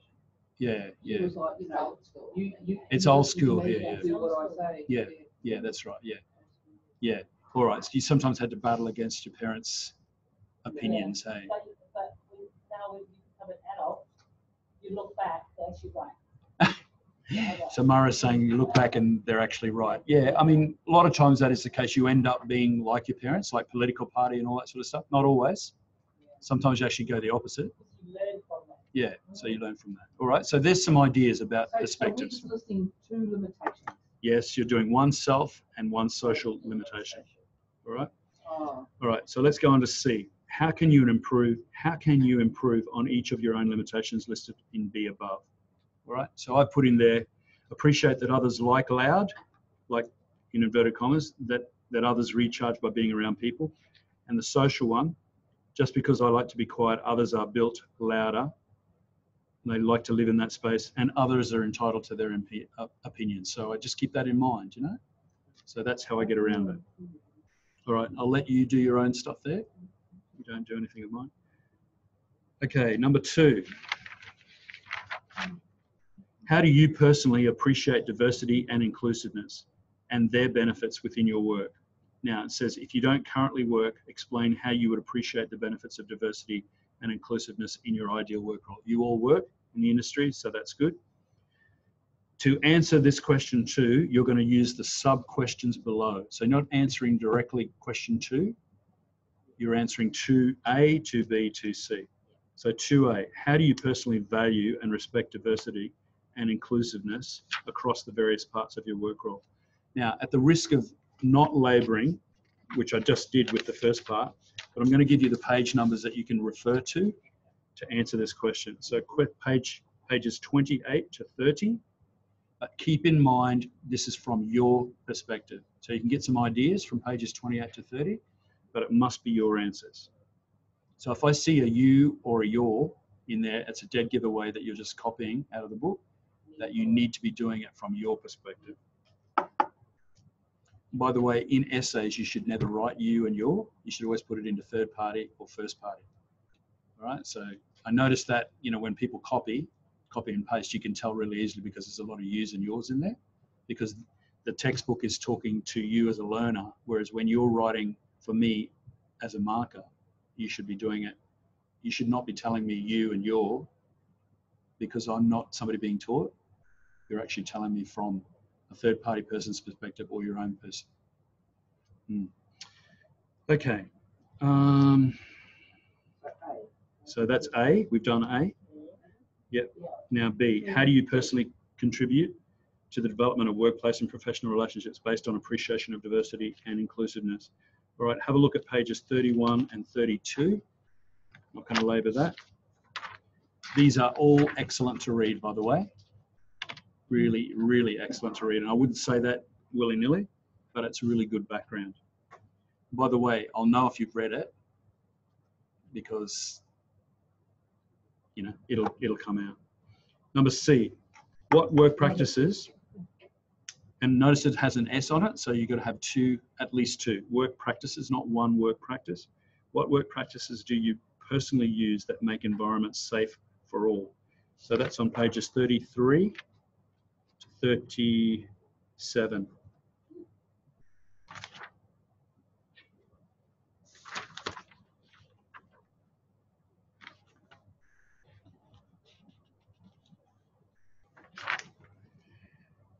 Okay.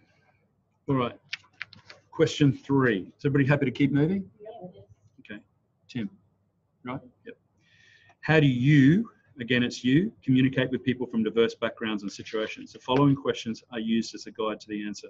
A. How do you personally show respect for diversity in communication with all people? Pages 38 and 39. All right, so that's where you're putting into practice things like you had in the questions, non-discriminatory language, no trivializing language, no stereotypes, and no offensive language, right? Things like that. B, what are the verbal and non-verbal communication methods you personally use to establish, develop, and maintain effective relationships, mutual trust and confidence?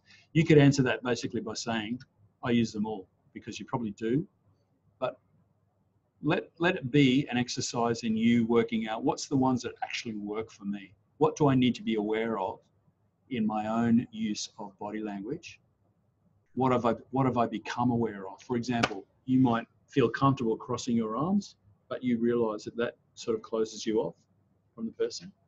So you want to be using open body language. So you talk to yourself and say, don't close your, don't fold your arms because you're giving the wrong impression. So page 40 is where you find that. We've already done questions on that. Oh, no? Page 40. Yeah. Okay, we're on 3C. Just make sure, 3C. What are the strategies you personally employ when a language barrier exists? Right, so we've already talked about body language. That would be a really good one. But go to pages 42 and 43. That will give you some ideas, apart from using body language. 42 and 43. So that goes on to other dot point lists, like learning some of the keywords in their language, using aids such as communication charts, things like that, using signage, etc. All right, that can give you some of the ideas. Part D. So this is 3D now. How would you personally seek assistance from interpreters or other persons? Remember, it's personally. Answer it from your personal perspective. Don't give me a list straight out of the book. It's all about personally. If you answer non-personally, I'm going to send it back to you because I've said this a billion times and I've written it there a billion times. It's about you. You said to use the words me and my. We can use or I. Yep. So I, me, mine. Yep. Yep. So 3D is on page. So 3D is on page 44 and 45. Excuse me, I'm going to sneeze.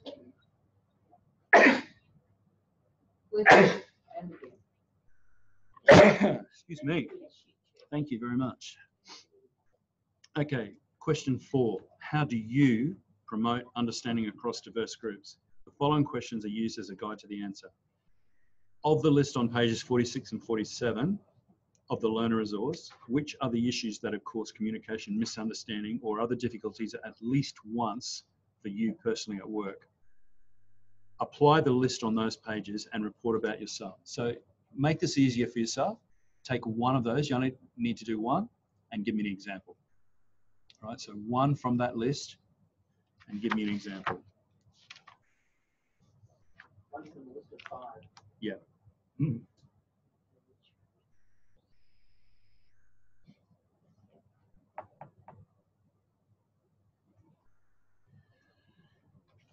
Okay, now part B, all good? Part B, from pages, now there's a good resolution to this question because we've actually done it, but I'm going to read it out anyway. From pages 46 and 7 of the learner resource, list the general impact of social and cultural diversity where difficulties or misunderstandings occur. All 5 paraphrased by you. You actually did that, and I want you to write this in here, done in question 10, or questions, comma, question 10, or if you're doing it on the LMS, you'll write done in assessment task 7, question 4.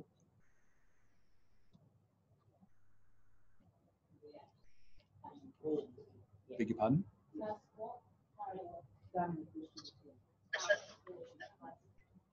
Question from Mount Isa, guys? Yeah, did you say for the LMS guys, it was assessment 7, question 4? That's right, Junior. Yep. All right. All right. All good with that, everybody? All right, so you don't need to answer that, but you do need to write in there. Rather than me writing 33 times for you, you do it for me, please. That'd be great. Because in the first couple of assessments, I had to write that. Okay, C, 4C, explain how you personally could make an effort to sensitively resolve differences taking into account of diversity considerations. Pages 48 to 50.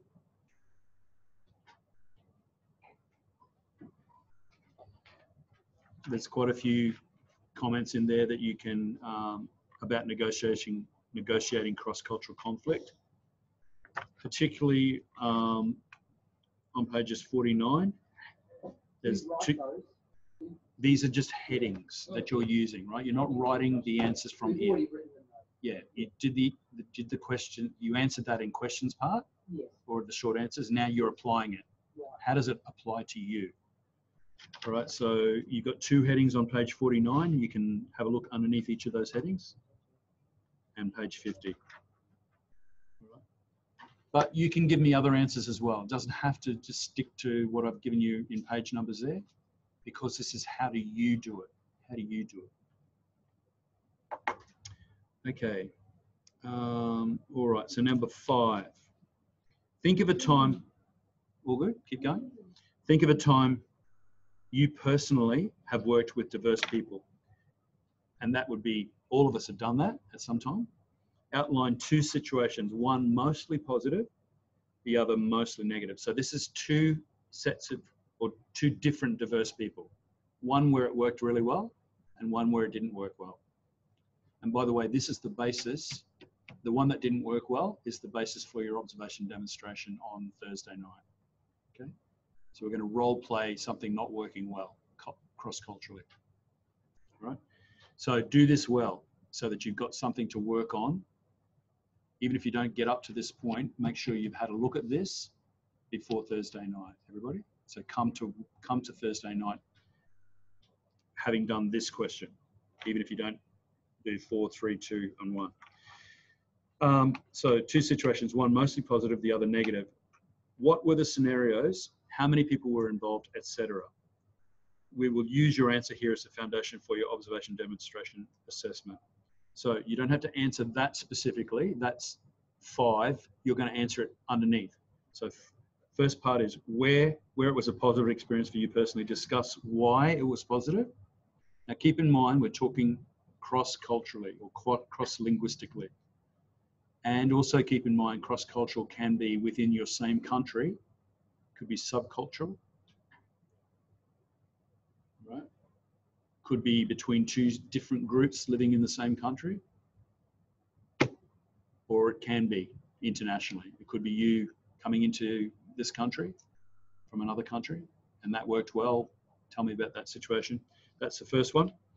Second part, where the experience was negative for you personally, discuss why it was negative and discuss some strategies you could have employed to help include everybody. So it would have helped you and it would have helped them. Might be the same strategy, might be a different strategy. So we've got to have had a situation with a cross-cultural person, yeah, different to ourselves. Doesn't have to be from another country. Could be from a different subculture. Yeah. Somebody who's completely different to you. Yeah. Meaning like different because they I'm different to you. Yep. Yeah. I'm different to you. Well, everyone's different to me. That's exactly the whole world's different. All right, to me. just pick somebody that's quite different to you. Quite different. Yeah. All right. And and it could just be that they're a very shy person. Is that it? Yeah, yeah. Yeah, because you're less than shy, aren't you? Yeah. Yeah. So that fits the bill. Okay? So, yeah. Okay. So let's move on. All right. So one is positive, one is negative. Yeah. All right. Number 6, give 2 examples from your own work where cultural awareness, cultural safety, and cultural competence have impacted on your roles.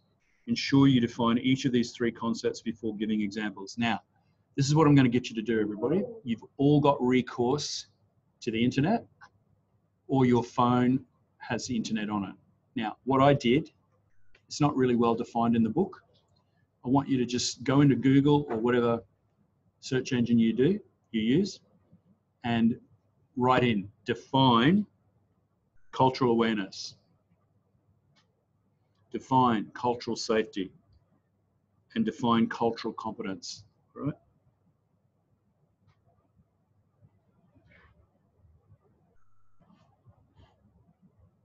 Right, so you're going to give 3 definitions first up to answer question 6. Hey, Trevor. Yeah, Junior. Just letting you know, in the LMS, you're on task 2 now, question 1. Yeah, thanks, mate. I'll just change Very that. sorry. Yeah, thank you for that. All right. Can you actually see my screen, can you? Even though it's not showing up on our screen. You can see my screen. We're not on the meeting Of course, that's right. No. All right, okay. That was awareness, safety, and...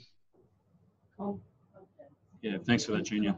All right, so that was, if you look at the, so Mark, you're looking now at question 6 in your hard copy. Yeah. And that was awareness, safety, and... Just have a look at the question there. It's cultural awareness, cultural safety, and cultural competence. You've got 3 things that you have to define, right? Cultural awareness is pretty simple. It's like being aware of other cultures. Cultural safety is basically providing safety for people from other cultures so they feel safe with you in their culture. And cultural competence means being able to move around other cultures. Now, all 3 of them are interlocked, but they're slightly different, all right?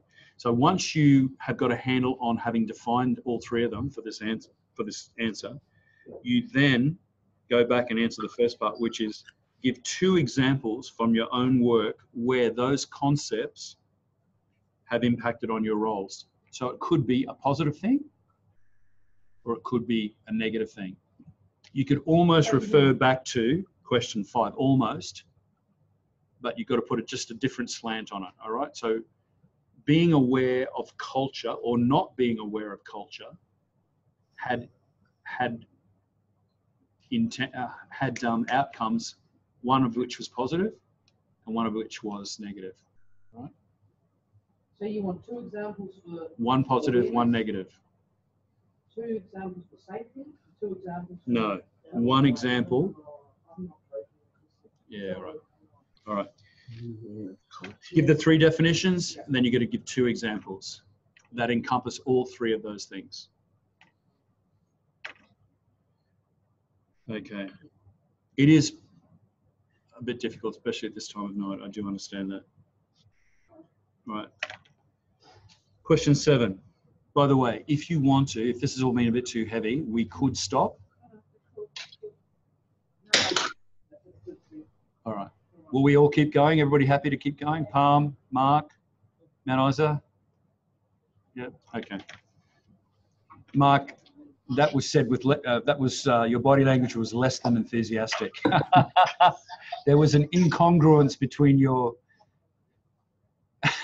between what your hand was saying in the thumbs up and what your face said. that was a case in point. There you go. All you want to do is just go and relax. Hey, Mark, the rest of us too. Even your instructor wants to do that too. Yeah, I know, but then there's just more. More for next time. Yeah, we may as well get through it, eh? All right. Number 7. What is workplace diversity? All right, go to page 13 in your learner resource.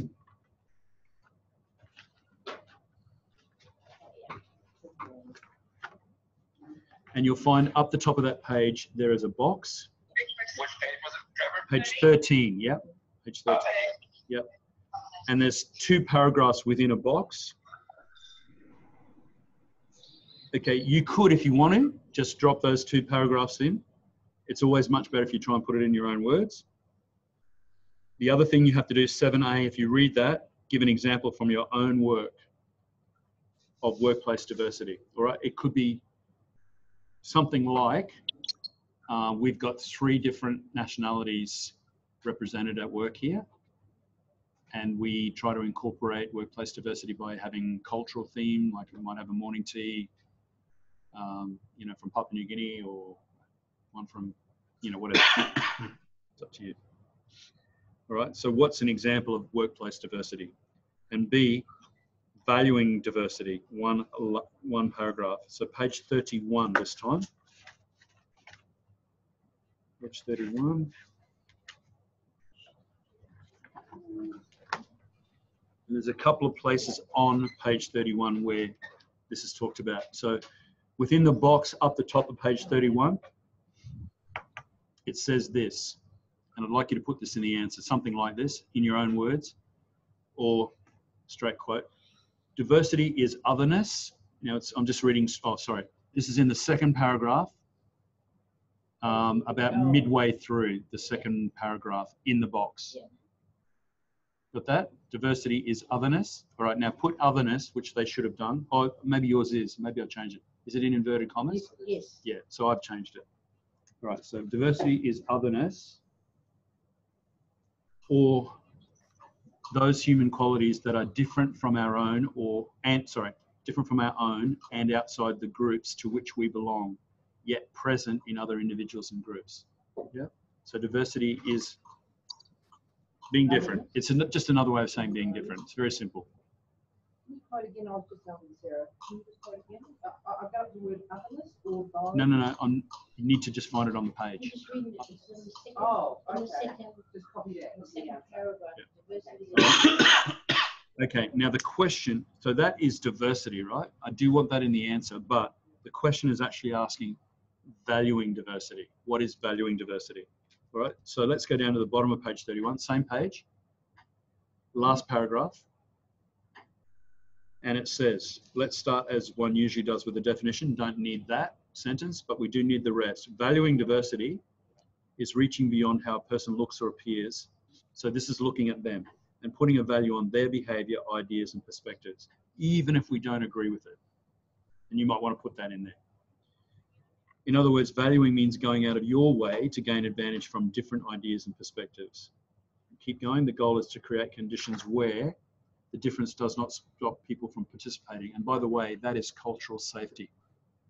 You're actually making them so comfortable that they feel comfortable in your presence, even if you don't agree with what they're doing, they feel safe in your presence to be who they are. I mean, within reason. Obviously, if they're swearing their heads off and you don't like swearing, that's not acceptable. If they want to drink on your shift and it's not company policy to allow that, you can't value that, all right? So but if they're just different, like for example, somebody is gay, you're not gay, you don't agree with that, right? It doesn't figure in your shift, right? You're just accepting of them, whatever. Right? Okay. All right, so that's that. All right, so that's question 7. Question 8. List what you personally think could be the possible impact of mainstream culture's attitudes upon those who do not belong to the main culture, subculture set of community attitudes. How would these make others feel? These being the mainstream stuff. A full list, please. Now, when I say a full list, your own dot points, right? It's completely your own thoughts. It's not in the learner resource. If you are living in a different subculture within Australia, a culture that's different from the mainstream white Anglo-Saxon, European Western culture, you're going to know this firsthand. So you just list down what that means for you personally. If you're in the former category and you're helping people in a subculture, how you got to put yourself in their shoes. How does that feel? What's the matter, Joe? You lost it, mate. Oh, okay, so we're listing our own thoughts of what we personally think. What do you think would be the possible impact for people living in a mainstream culture? I'll give you an example. We're not listing. Yeah. When I went to Papua New Guinea to work, I was the only white guy in a particular place, all right? And I suddenly realized what it feels like to be in a minority. Right? I was white in a black community. And they treated me nicely, but not everybody understood me because I was from a different culture. So how did that make me feel? It made me feel... See, what if we've never done anything like that in the workplace? What if we've never experienced any of these things that we're asked to write down, All right. like positive and negative situations. That Go, Jill. happen to us. Go, Jill. It's not just in the workplace, it's just Yeah. in our life. Yeah, in your life. All right. All right. So the question was asked, what if we haven't experienced this at work? Just make it general in your life. In your life, all right? So you probably have dealt with people, you know, of other people. Example, Yeah. So like, I'm a Bhutan and I come here to Australia. Yeah. And I involve myself into Australian culture. Yeah. It's very important to learn their culture because of where I work. yes. So Mara's saying that she's from the Cook Islands, and her tactic is to involve herself very heavily in the Australian culture, to learn the culture so that she is familiar enough to be able to help people in this culture. But the question is not asking that. The question is saying, what do you think would be the possible impact of mainstream culture's attitudes upon those who don't belong to that? All right. So things like they're going to feel left out. Sorry, Jill? Yeah. Isolated. It's really simple. It's really simple. Just really simple answers. Okay. Yeah. Yeah. Thanks, Jill. All right. So I'm going to leave that with you. It's not a difficult set of answers. All right. Number 9. When I say a full list, try and exhaust your thoughts about that. Question 9. List 4 features of diversity in Australia. Australia is multicultural and therefore has a lot of diversity. Now I'm going to give you 4. You don't have to use 4.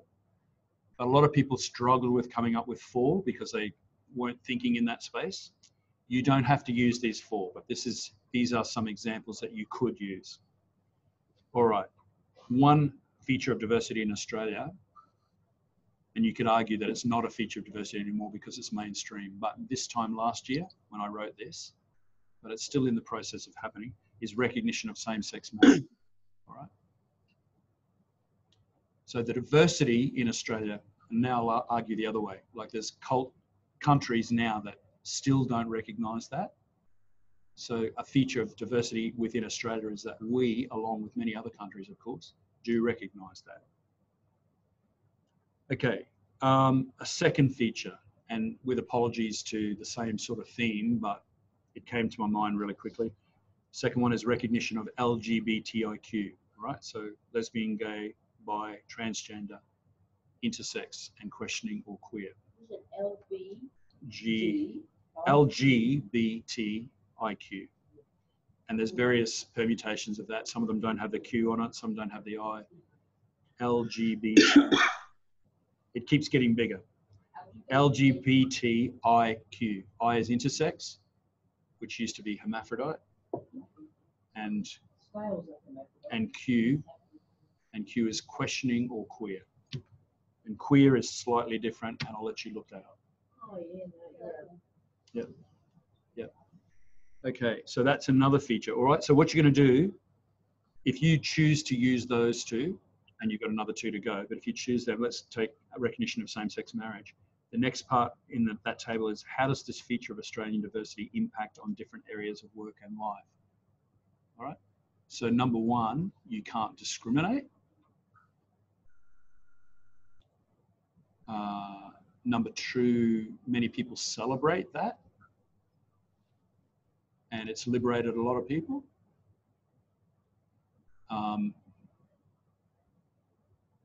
That sort of stuff. All right, let's go down to a third example that you may want to use.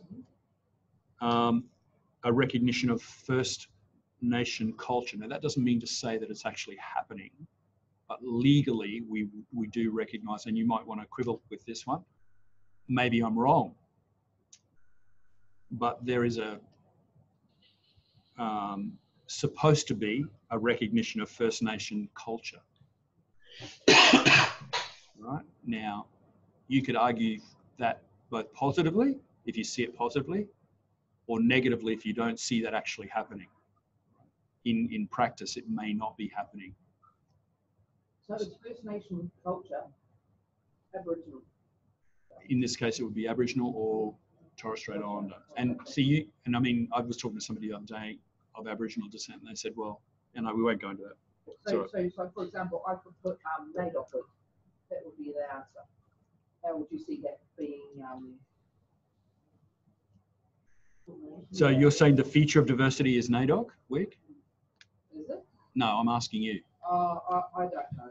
All right. What I said, put down as an example, recognition of First Nation culture. All right. Then you can answer the second part yourself. Pardon? There's a heap of them. Yeah. Females being able to vote. Okay. Like, that's something easier to write. Yes. Yes. So Jill's saying something really easy. Females being able to vote, with the recognition that not all countries allow females to vote. Right? Yeah. Yeah. So I would say for 9, I would say the recognition of First Nation culture. I would write that down. Then my answer to that, which is how does it feature? How does this feature of Australian diversity impact on different areas of work and life? All right. So for example. So by having NAIDOC week, it impacts on different areas of work of life because people celebrate it. Your answer would not be the word NAIDOC. It would be Aboriginality impacts on us. We celebrate Aboriginality by having a festival called NAIDOC. Yeah. Yeah. It's Yeah. more understanding and Yeah. right. Yeah. And there should be greater understanding between the various different cultures within Australia. Stuff like that. All right, here's another one, which you may or may not use, democracy. All right, so as Jill was saying before, right, women vote here, we have democracy. If you lived in China, you wouldn't have democracy. Right? If you lived in a dictatorship, you wouldn't have democracy. So how does that feature of Australian diversity impact on different areas of work and life?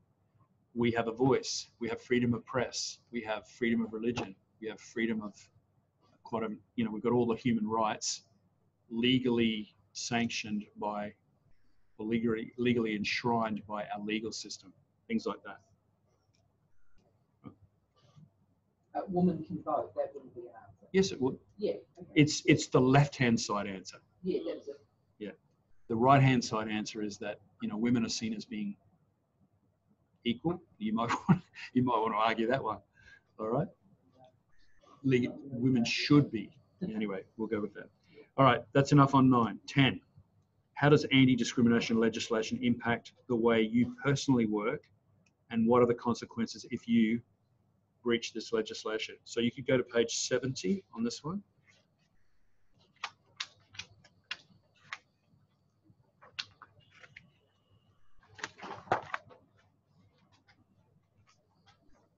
All right. What page was that, Trevor? Page 70, Junior. Yep. And now have a look at the 3rd paragraph and the 4th paragraph.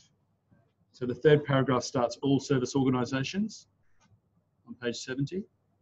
And the 4th paragraph starts strategies for effectively accommodating cultural differences, blah, blah, blah. All right. If you wanted to cheat and didn't want to think about it too hard, not cheat, I shouldn't use that word. If you wanted to be lazy, you could just holus bolus put those 2 paragraphs in. If you wanted to do some thinking about it, have a read of it, put it in your own words. That would be the answer to that one. Oh, I'm sorry, no, it wouldn't. It wouldn't, because you have to answer, how does anti-discrimination legislation impact the way you personally work? Have a read of those 2 paragraphs and then see,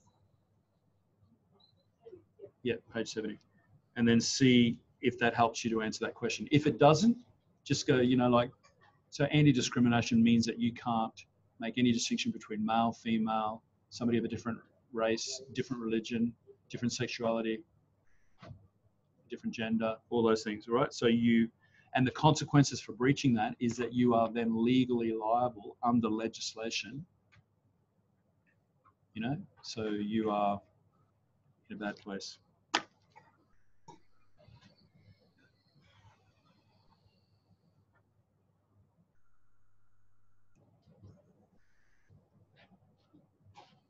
All right, so as Junior will be about to remind me, I'm now going to go into the 3rd assessment task 3.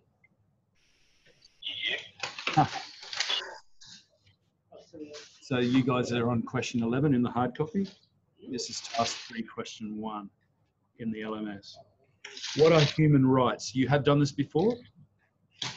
Discuss this in relation to the Universal Declaration of Human Rights and your workplace or community sector. Okay. All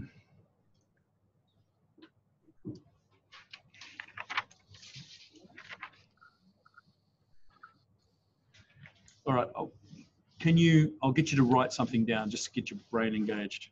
I know you've done it before. Amy said to me today, the other marker, she said, you know, we should be sometimes getting them to do the questions again. And I said, I don't do that because it's just repetitive. But as I've mentioned once before, sometimes I do get you to do it to get it into your head, all right?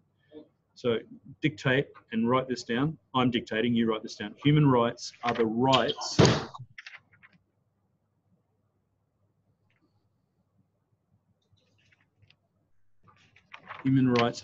that belong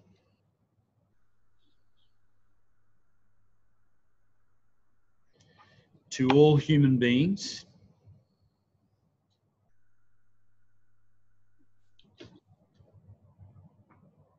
by virtue of the fact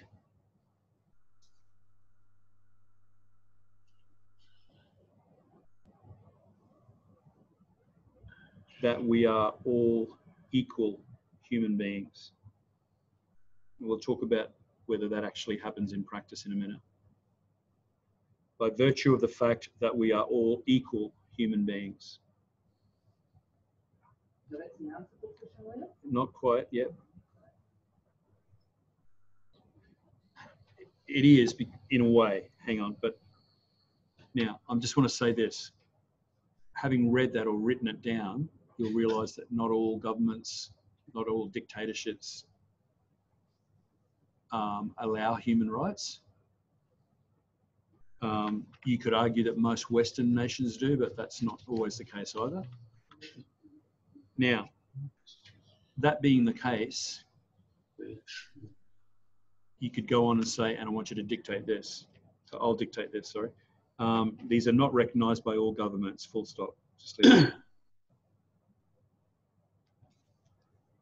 These are not recognized by all governments, and we'll put there, or all people. These are not recognized by all governments or all people.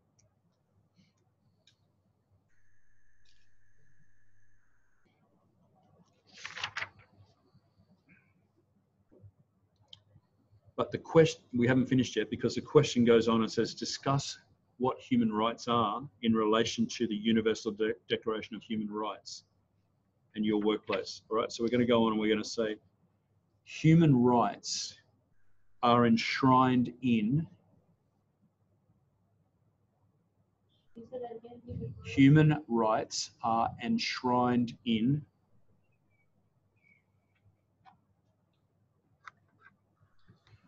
the Universal capital U, Universal Declaration capital D, Universal Declaration of Human Rights capital H, capital R.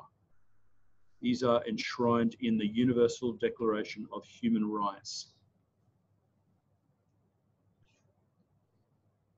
comma, yep.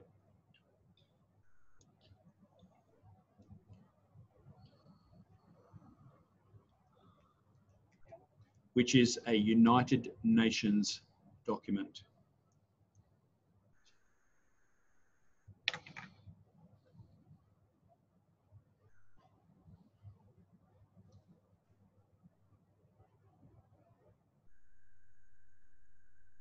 What they've done is they've put down what they call 30 articles. 30 articles.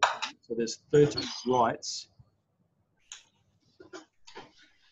30 rights. So I'll give you an example of a couple of those rights. Number one, this is the first right under the Universal Declaration of Human Rights. The right to be born free and equal. Number one, the right to be born free and equal. You can already see in number one that not all countries go along with this. This actually came out of the Second World War, and it was championed by a lady called Eleanor Roosevelt, who was the wife of the President of the United States, who had just died. You look at South Africa, it's exactly the same. Yeah. In what way, Mark? with regards to the blacks and the whites. Yeah. Yeah. And what are you saying in relation to that? Well, if you're born with regards to being the black side of it, yep. It's always a lower standard where the whites seem to be in a higher level. Yeah. Okay. All right. So obviously they're trying to fix that imbalance, and yeah, sometimes successful, sometimes not successful. Yeah. A lot of times not successful. Johannesburg's the prime example. Yeah. There you go. All right. So number 2, the right to not be discriminated against. Number 2, the right to not be discriminated against.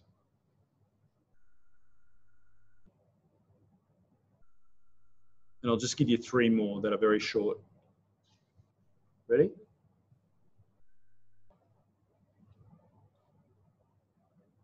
Number 3, the right to life. So you don't have the right to take somebody else's life. The right to life. Trevor. Yes, Junior. Sorry, just to understand, are you wanting us to write the rights that you're saying now, you want us to write these down as well? You don't have to have them to answer that question, no. Okay, cool. Yeah, but it's giving you an example. I'm just, Gotcha. yeah, for those who've never heard of the Universal Declaration of Rights, yeah. You might want to just list one at least, maybe. That would probably be good, but you don't have to do that. Number 4, which you don't have to list, is the right not to be a slave. And we know that many countries violate that. And number 5, the right not to be tortured. We also know that even places like the US in Guantanamo Bay use torture. Number 4, yeah. The right not to be a slave, or not to be made a slave, probably.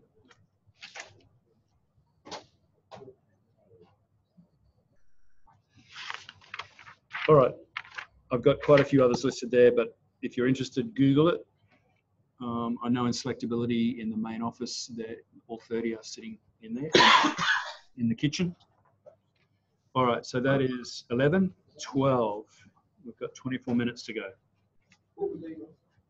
Number 12, what rights and responsibilities do you and your clients have if your human rights are being infringed? Okay, pages 35 to 37.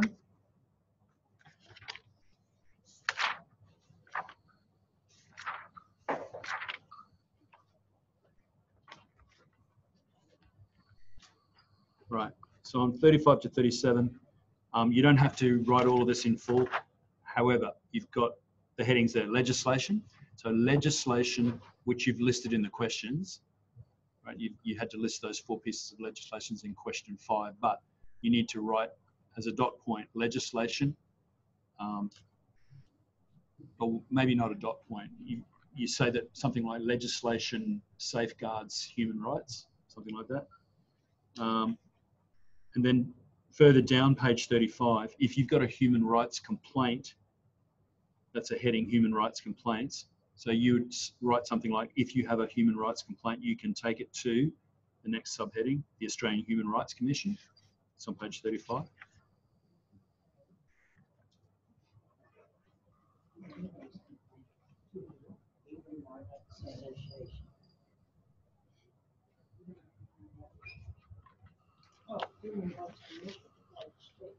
Right, so if you have a human rights complaint, you can take it to the Australian Human Rights Commission. Over the page, you could also take it to a state human rights agency. And this is on page 36. The third one down, you could give an example of what that is in Queensland, which is the Anti-Discrimination Commission Queensland. So that's a state human rights agency, which is in Queensland, the Anti-Discrimination Commission Queensland, the third one down. We're not finished quite yet. One more to say.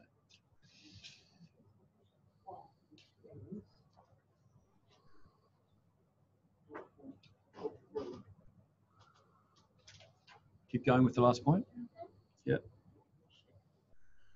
Page 37, and I'd like you to write something like, if you've exhausted all the options in Australia, you can go to a United Nations committee. And there's listed there 5 committees. You can just choose one of those. So you can just say, if you've exhausted all the options in Australia, you can go to a United Nations committee, for example, and just use one of those. So there might be a committee on elimination of racial discrimination, discrimination against women, rights of the child. They're probably the 3 that are most relevant for Australia.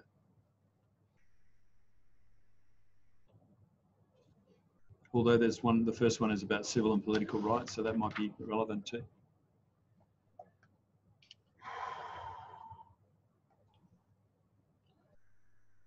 Okay, we've got 23 minutes. How's everybody going? Yep.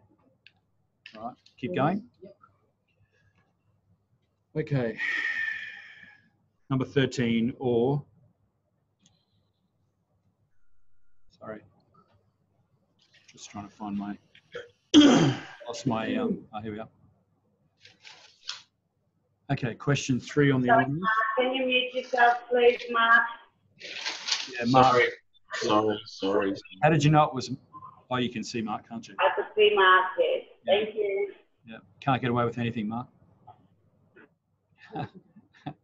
Okay, briefly explain each of the key areas of diversity and their characteristics. All right, so this is drilling down. We didn't do it at the beginning, but now you've got a bit of an understanding of some of these things, so it should be a bit easier. So briefly explain each of the key areas of diversity and their characteristics, including A, culture, race, and ethnicity. So you need 3 definitions, as it says there. All right, now what I'd like you to do, rather than go in the book because it's all over the shop, do exactly what I did before. Define culture. Chuck that into Google, define culture. Don't go with the first definition. I'll tell you now that that's not the right one, because it talks about, you know, arts and crafts and stuff like that. Yes, that is culture in a way, but we want the second definition, which basically talks about unique cultures. All right, so define that. Second one, define, and it says race, right? Now, you won't get a definition of race. You'll just get running races and things like that. So put in there, define race of people. Race of people.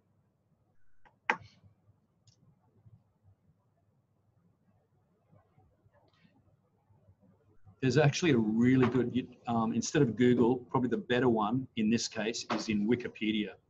Oh, yeah. If you put in Wikipedia, Yeah. yeah, it will.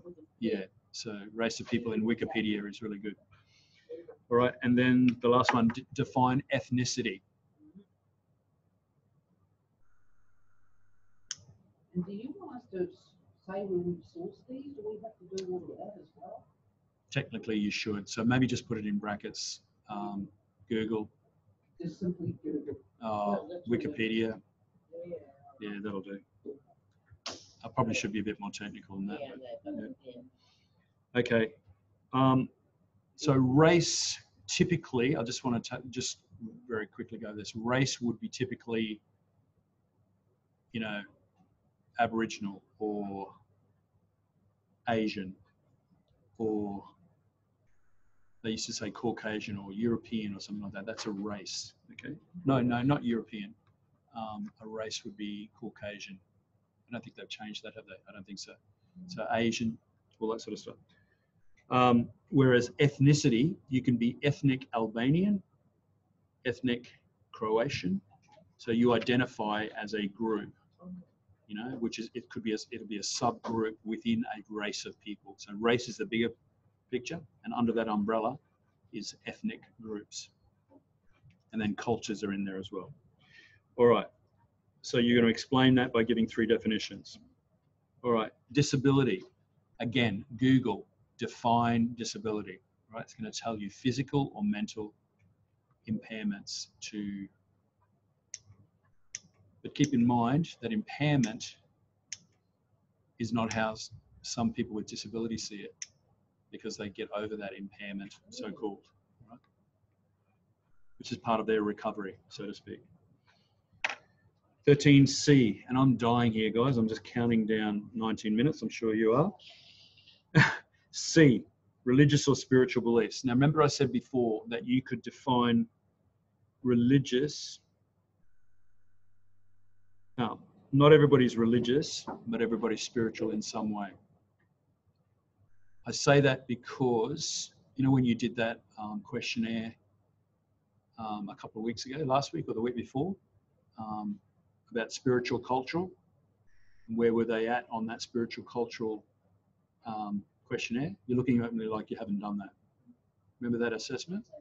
Where you did a questionnaire with 3 people about their physical. Oh, yes. Yeah. All right. Not the last one, but the last one. Yeah, 2 ago. That would have been 011. Yeah. C4MH 011. Wasn't it the first one? No, 011, not 001. Oh, yeah. Yeah, the 4th one. Okay, so everybody's spiritual in some way. They've got to, you know, it's their way of thinking that drives, you know, it could be their purpose in life, their belief system. It doesn't have to be religious in that sense. So we could make it a difference between spirituality and religiosity or religion.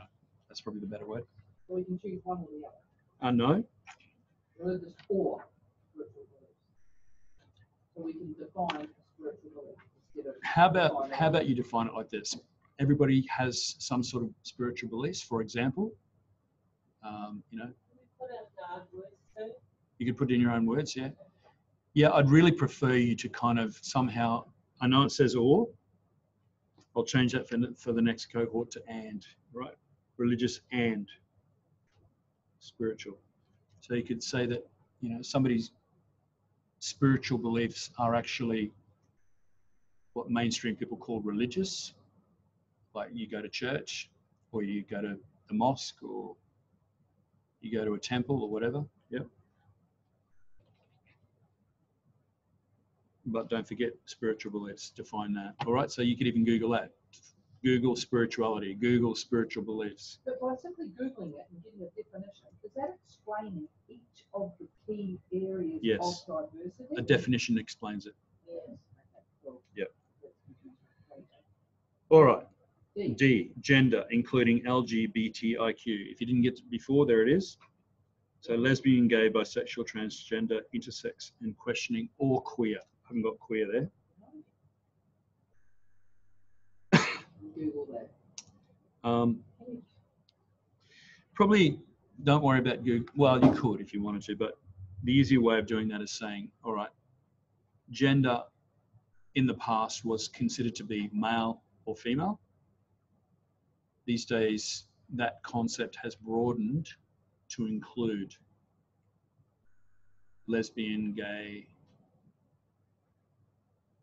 bisexual, transgender, intersex, and queer and questioning. And I don't really need you to define that. That's okay. I've never heard of the intersex one. They used to call it hermaphrodite. Yeah. All right, so having features of both sexes. Yeah. I think it's a better word, intersex. Yeah. When I think of hermaphrodite, I think of snails. Yeah, well, no. Yeah. Or barras, they can change between, they do change between male and female. Yeah, Yeah, between male and female. yeah. What's that? Fish. For, Yeah, they just, yeah. yeah. All right, moving on. E, generational. Generational. All right, so there you're going to do baby boomers, Gen X, Gen Y, Gen Z, millennials. All right. So generational could be defined as having different groups, such as baby boomers, who were the group born after the war up to about 1964. What's that next one? Generational. Oh. E.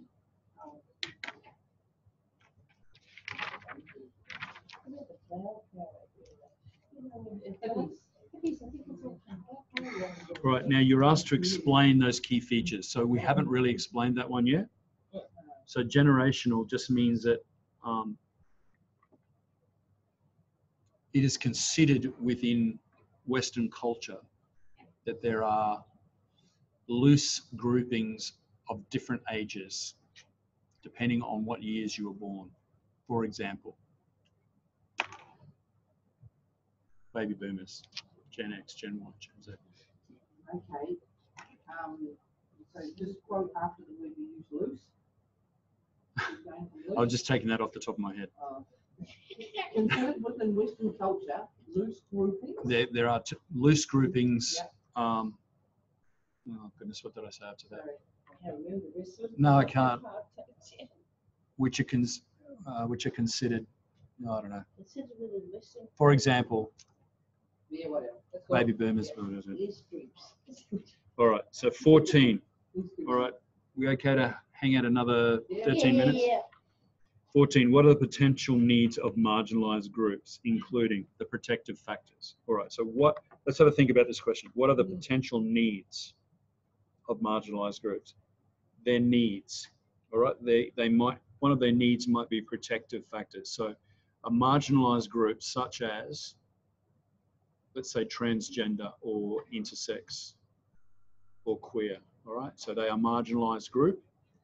What need might that marginalized group have?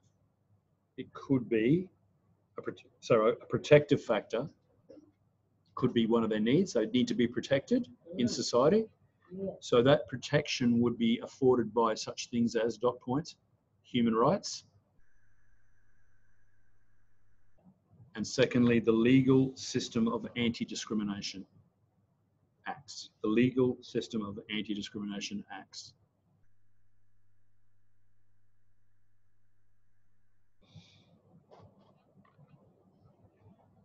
And I guess really, when I said human rights, it's really human rights legislation. There you go.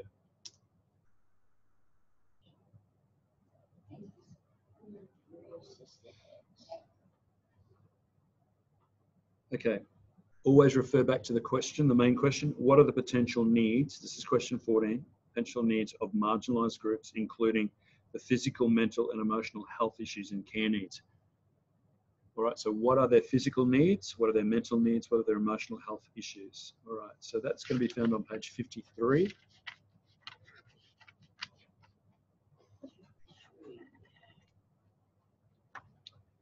And you can just do the dot points that I'm about to tell you. Halfway down the page, it says to feel welcome and respected. See that one? Yep. Second set. So you've got 3, then you've got 5 sub, then you've got another 3. So all of those, please. That's 14B.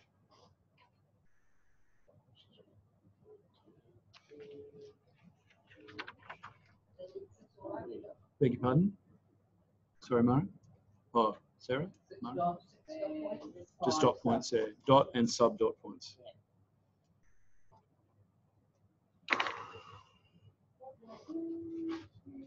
Question 15. Sorry, Trevor, was that just the middle of the page, both sets of dot points in the middle? Yeah, the main black ones and the white sub dot points, Junior. All right. Yep. Yep. In the middle of that page. Yep, no problem. Okay, question 15, everyone. Yep. We've got 10 minutes to go. Yep. We won't finish, so there will be some of this that we do on. No. Yeah, exactly.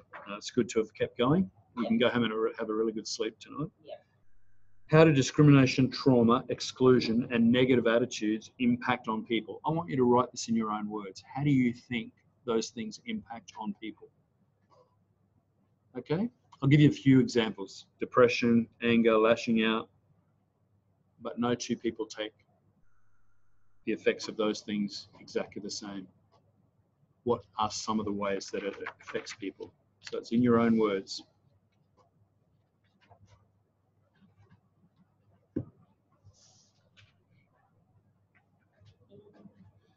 You never know, we might get this finished.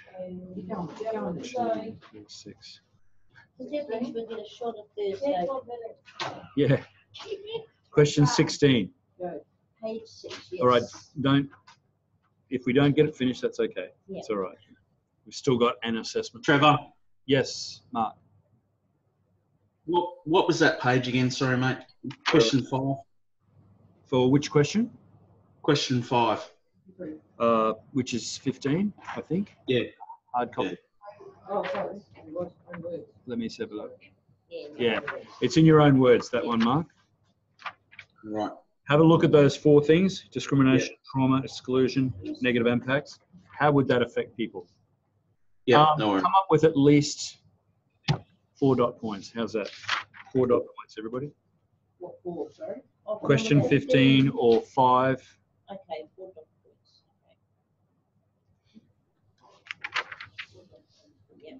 Okay. So when you listed depression, anger, lashing out, you could say depression is a dot point, Yes. and you say why? No. You just simply write the word depression. Yes. Yes. Keep going. Yeah. Question 16. Yep. How can an organisation be supported to respond to diversity? Have a think about that. How can think of your organisation? How can it be supported to respond to diversity in a positive way, they mean? So go to page 71.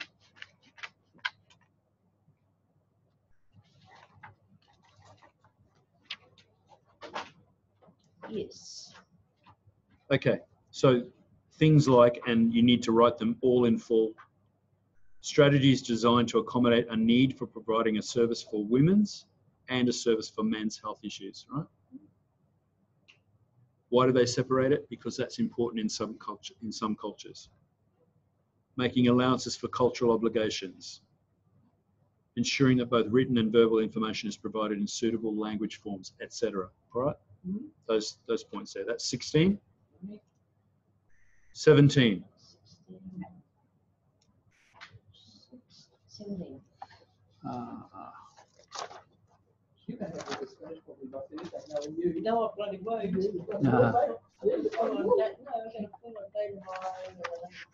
Sorry guys, won't be a sec.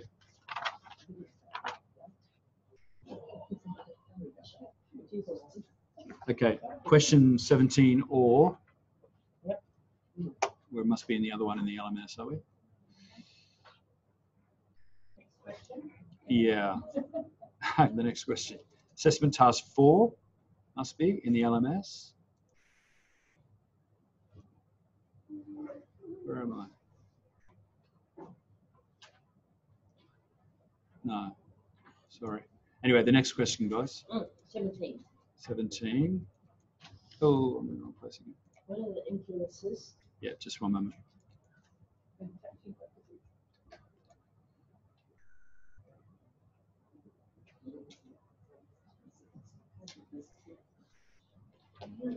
I'm thinking there might be a question that has been left out. One moment. Hang on. Oh, surely not. Not for you guys with hard copy, obviously. So,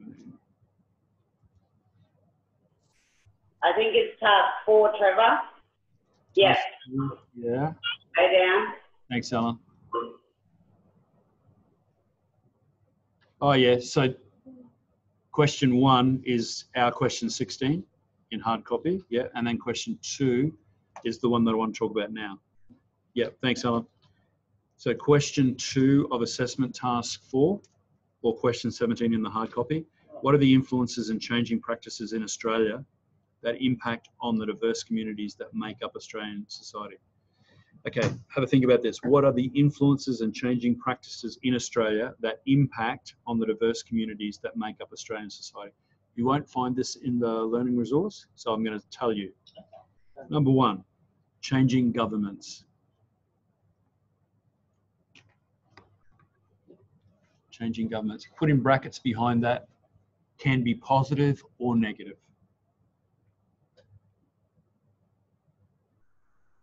In other words, the impact of a changing government can be on diverse communities can be either positive or negative. Yep. Number 2, changing laws.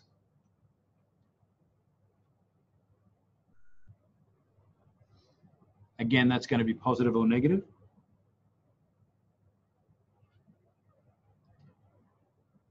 Number 3, inclusive practices. Could you think of a situation where that wouldn't be positive? And it's not a trick question, yes or no? Pardon? I can't hear you, sir. Not everyone gets on. Not everybody gets on, all right. So if you tried to include everybody, some people wouldn't want to be included. All right, so, beg your pardon, Mara? your. So inclusive practices, in theory, should include everybody, correct? So it should be positive. It may not always be, because it's up to people's personalities. Yep. So it could be both positive and negative. And the last one, person-centered practices. Number 4, person-centered practices. Would that be always positive? It's not a trick question. 99% of the time it should be, shouldn't it? Yeah, should be. All right, so that's a positive. Yeah. All right, number 18. We're not going to finish, and I'm not going to go past 8, guys. All right, so it's okay. It's all cool. Yeah, no, we only got a few more. Yeah, That's good. yeah. Just come in on Thursday and do that. 20 minutes, go. Last one. Yeah, We're not going to finish it, Joe. What social, political, and economic issues affect Aboriginal and or Torres Strait Islander people? Now, keep in mind, next week, our next unit is specifically on Aboriginal and Torres Strait Islander culture. All right. So this is that. Trevor. Yes, Mark. Can I ask a really stupid question here? No questions are stupid. This is assessment task 4, question 1 to now we're up to question 3. Is that correct? Yes, that's correct, mate. That's correct. And it is question 18 in the hard copy. All right. So the answer there is on page 63.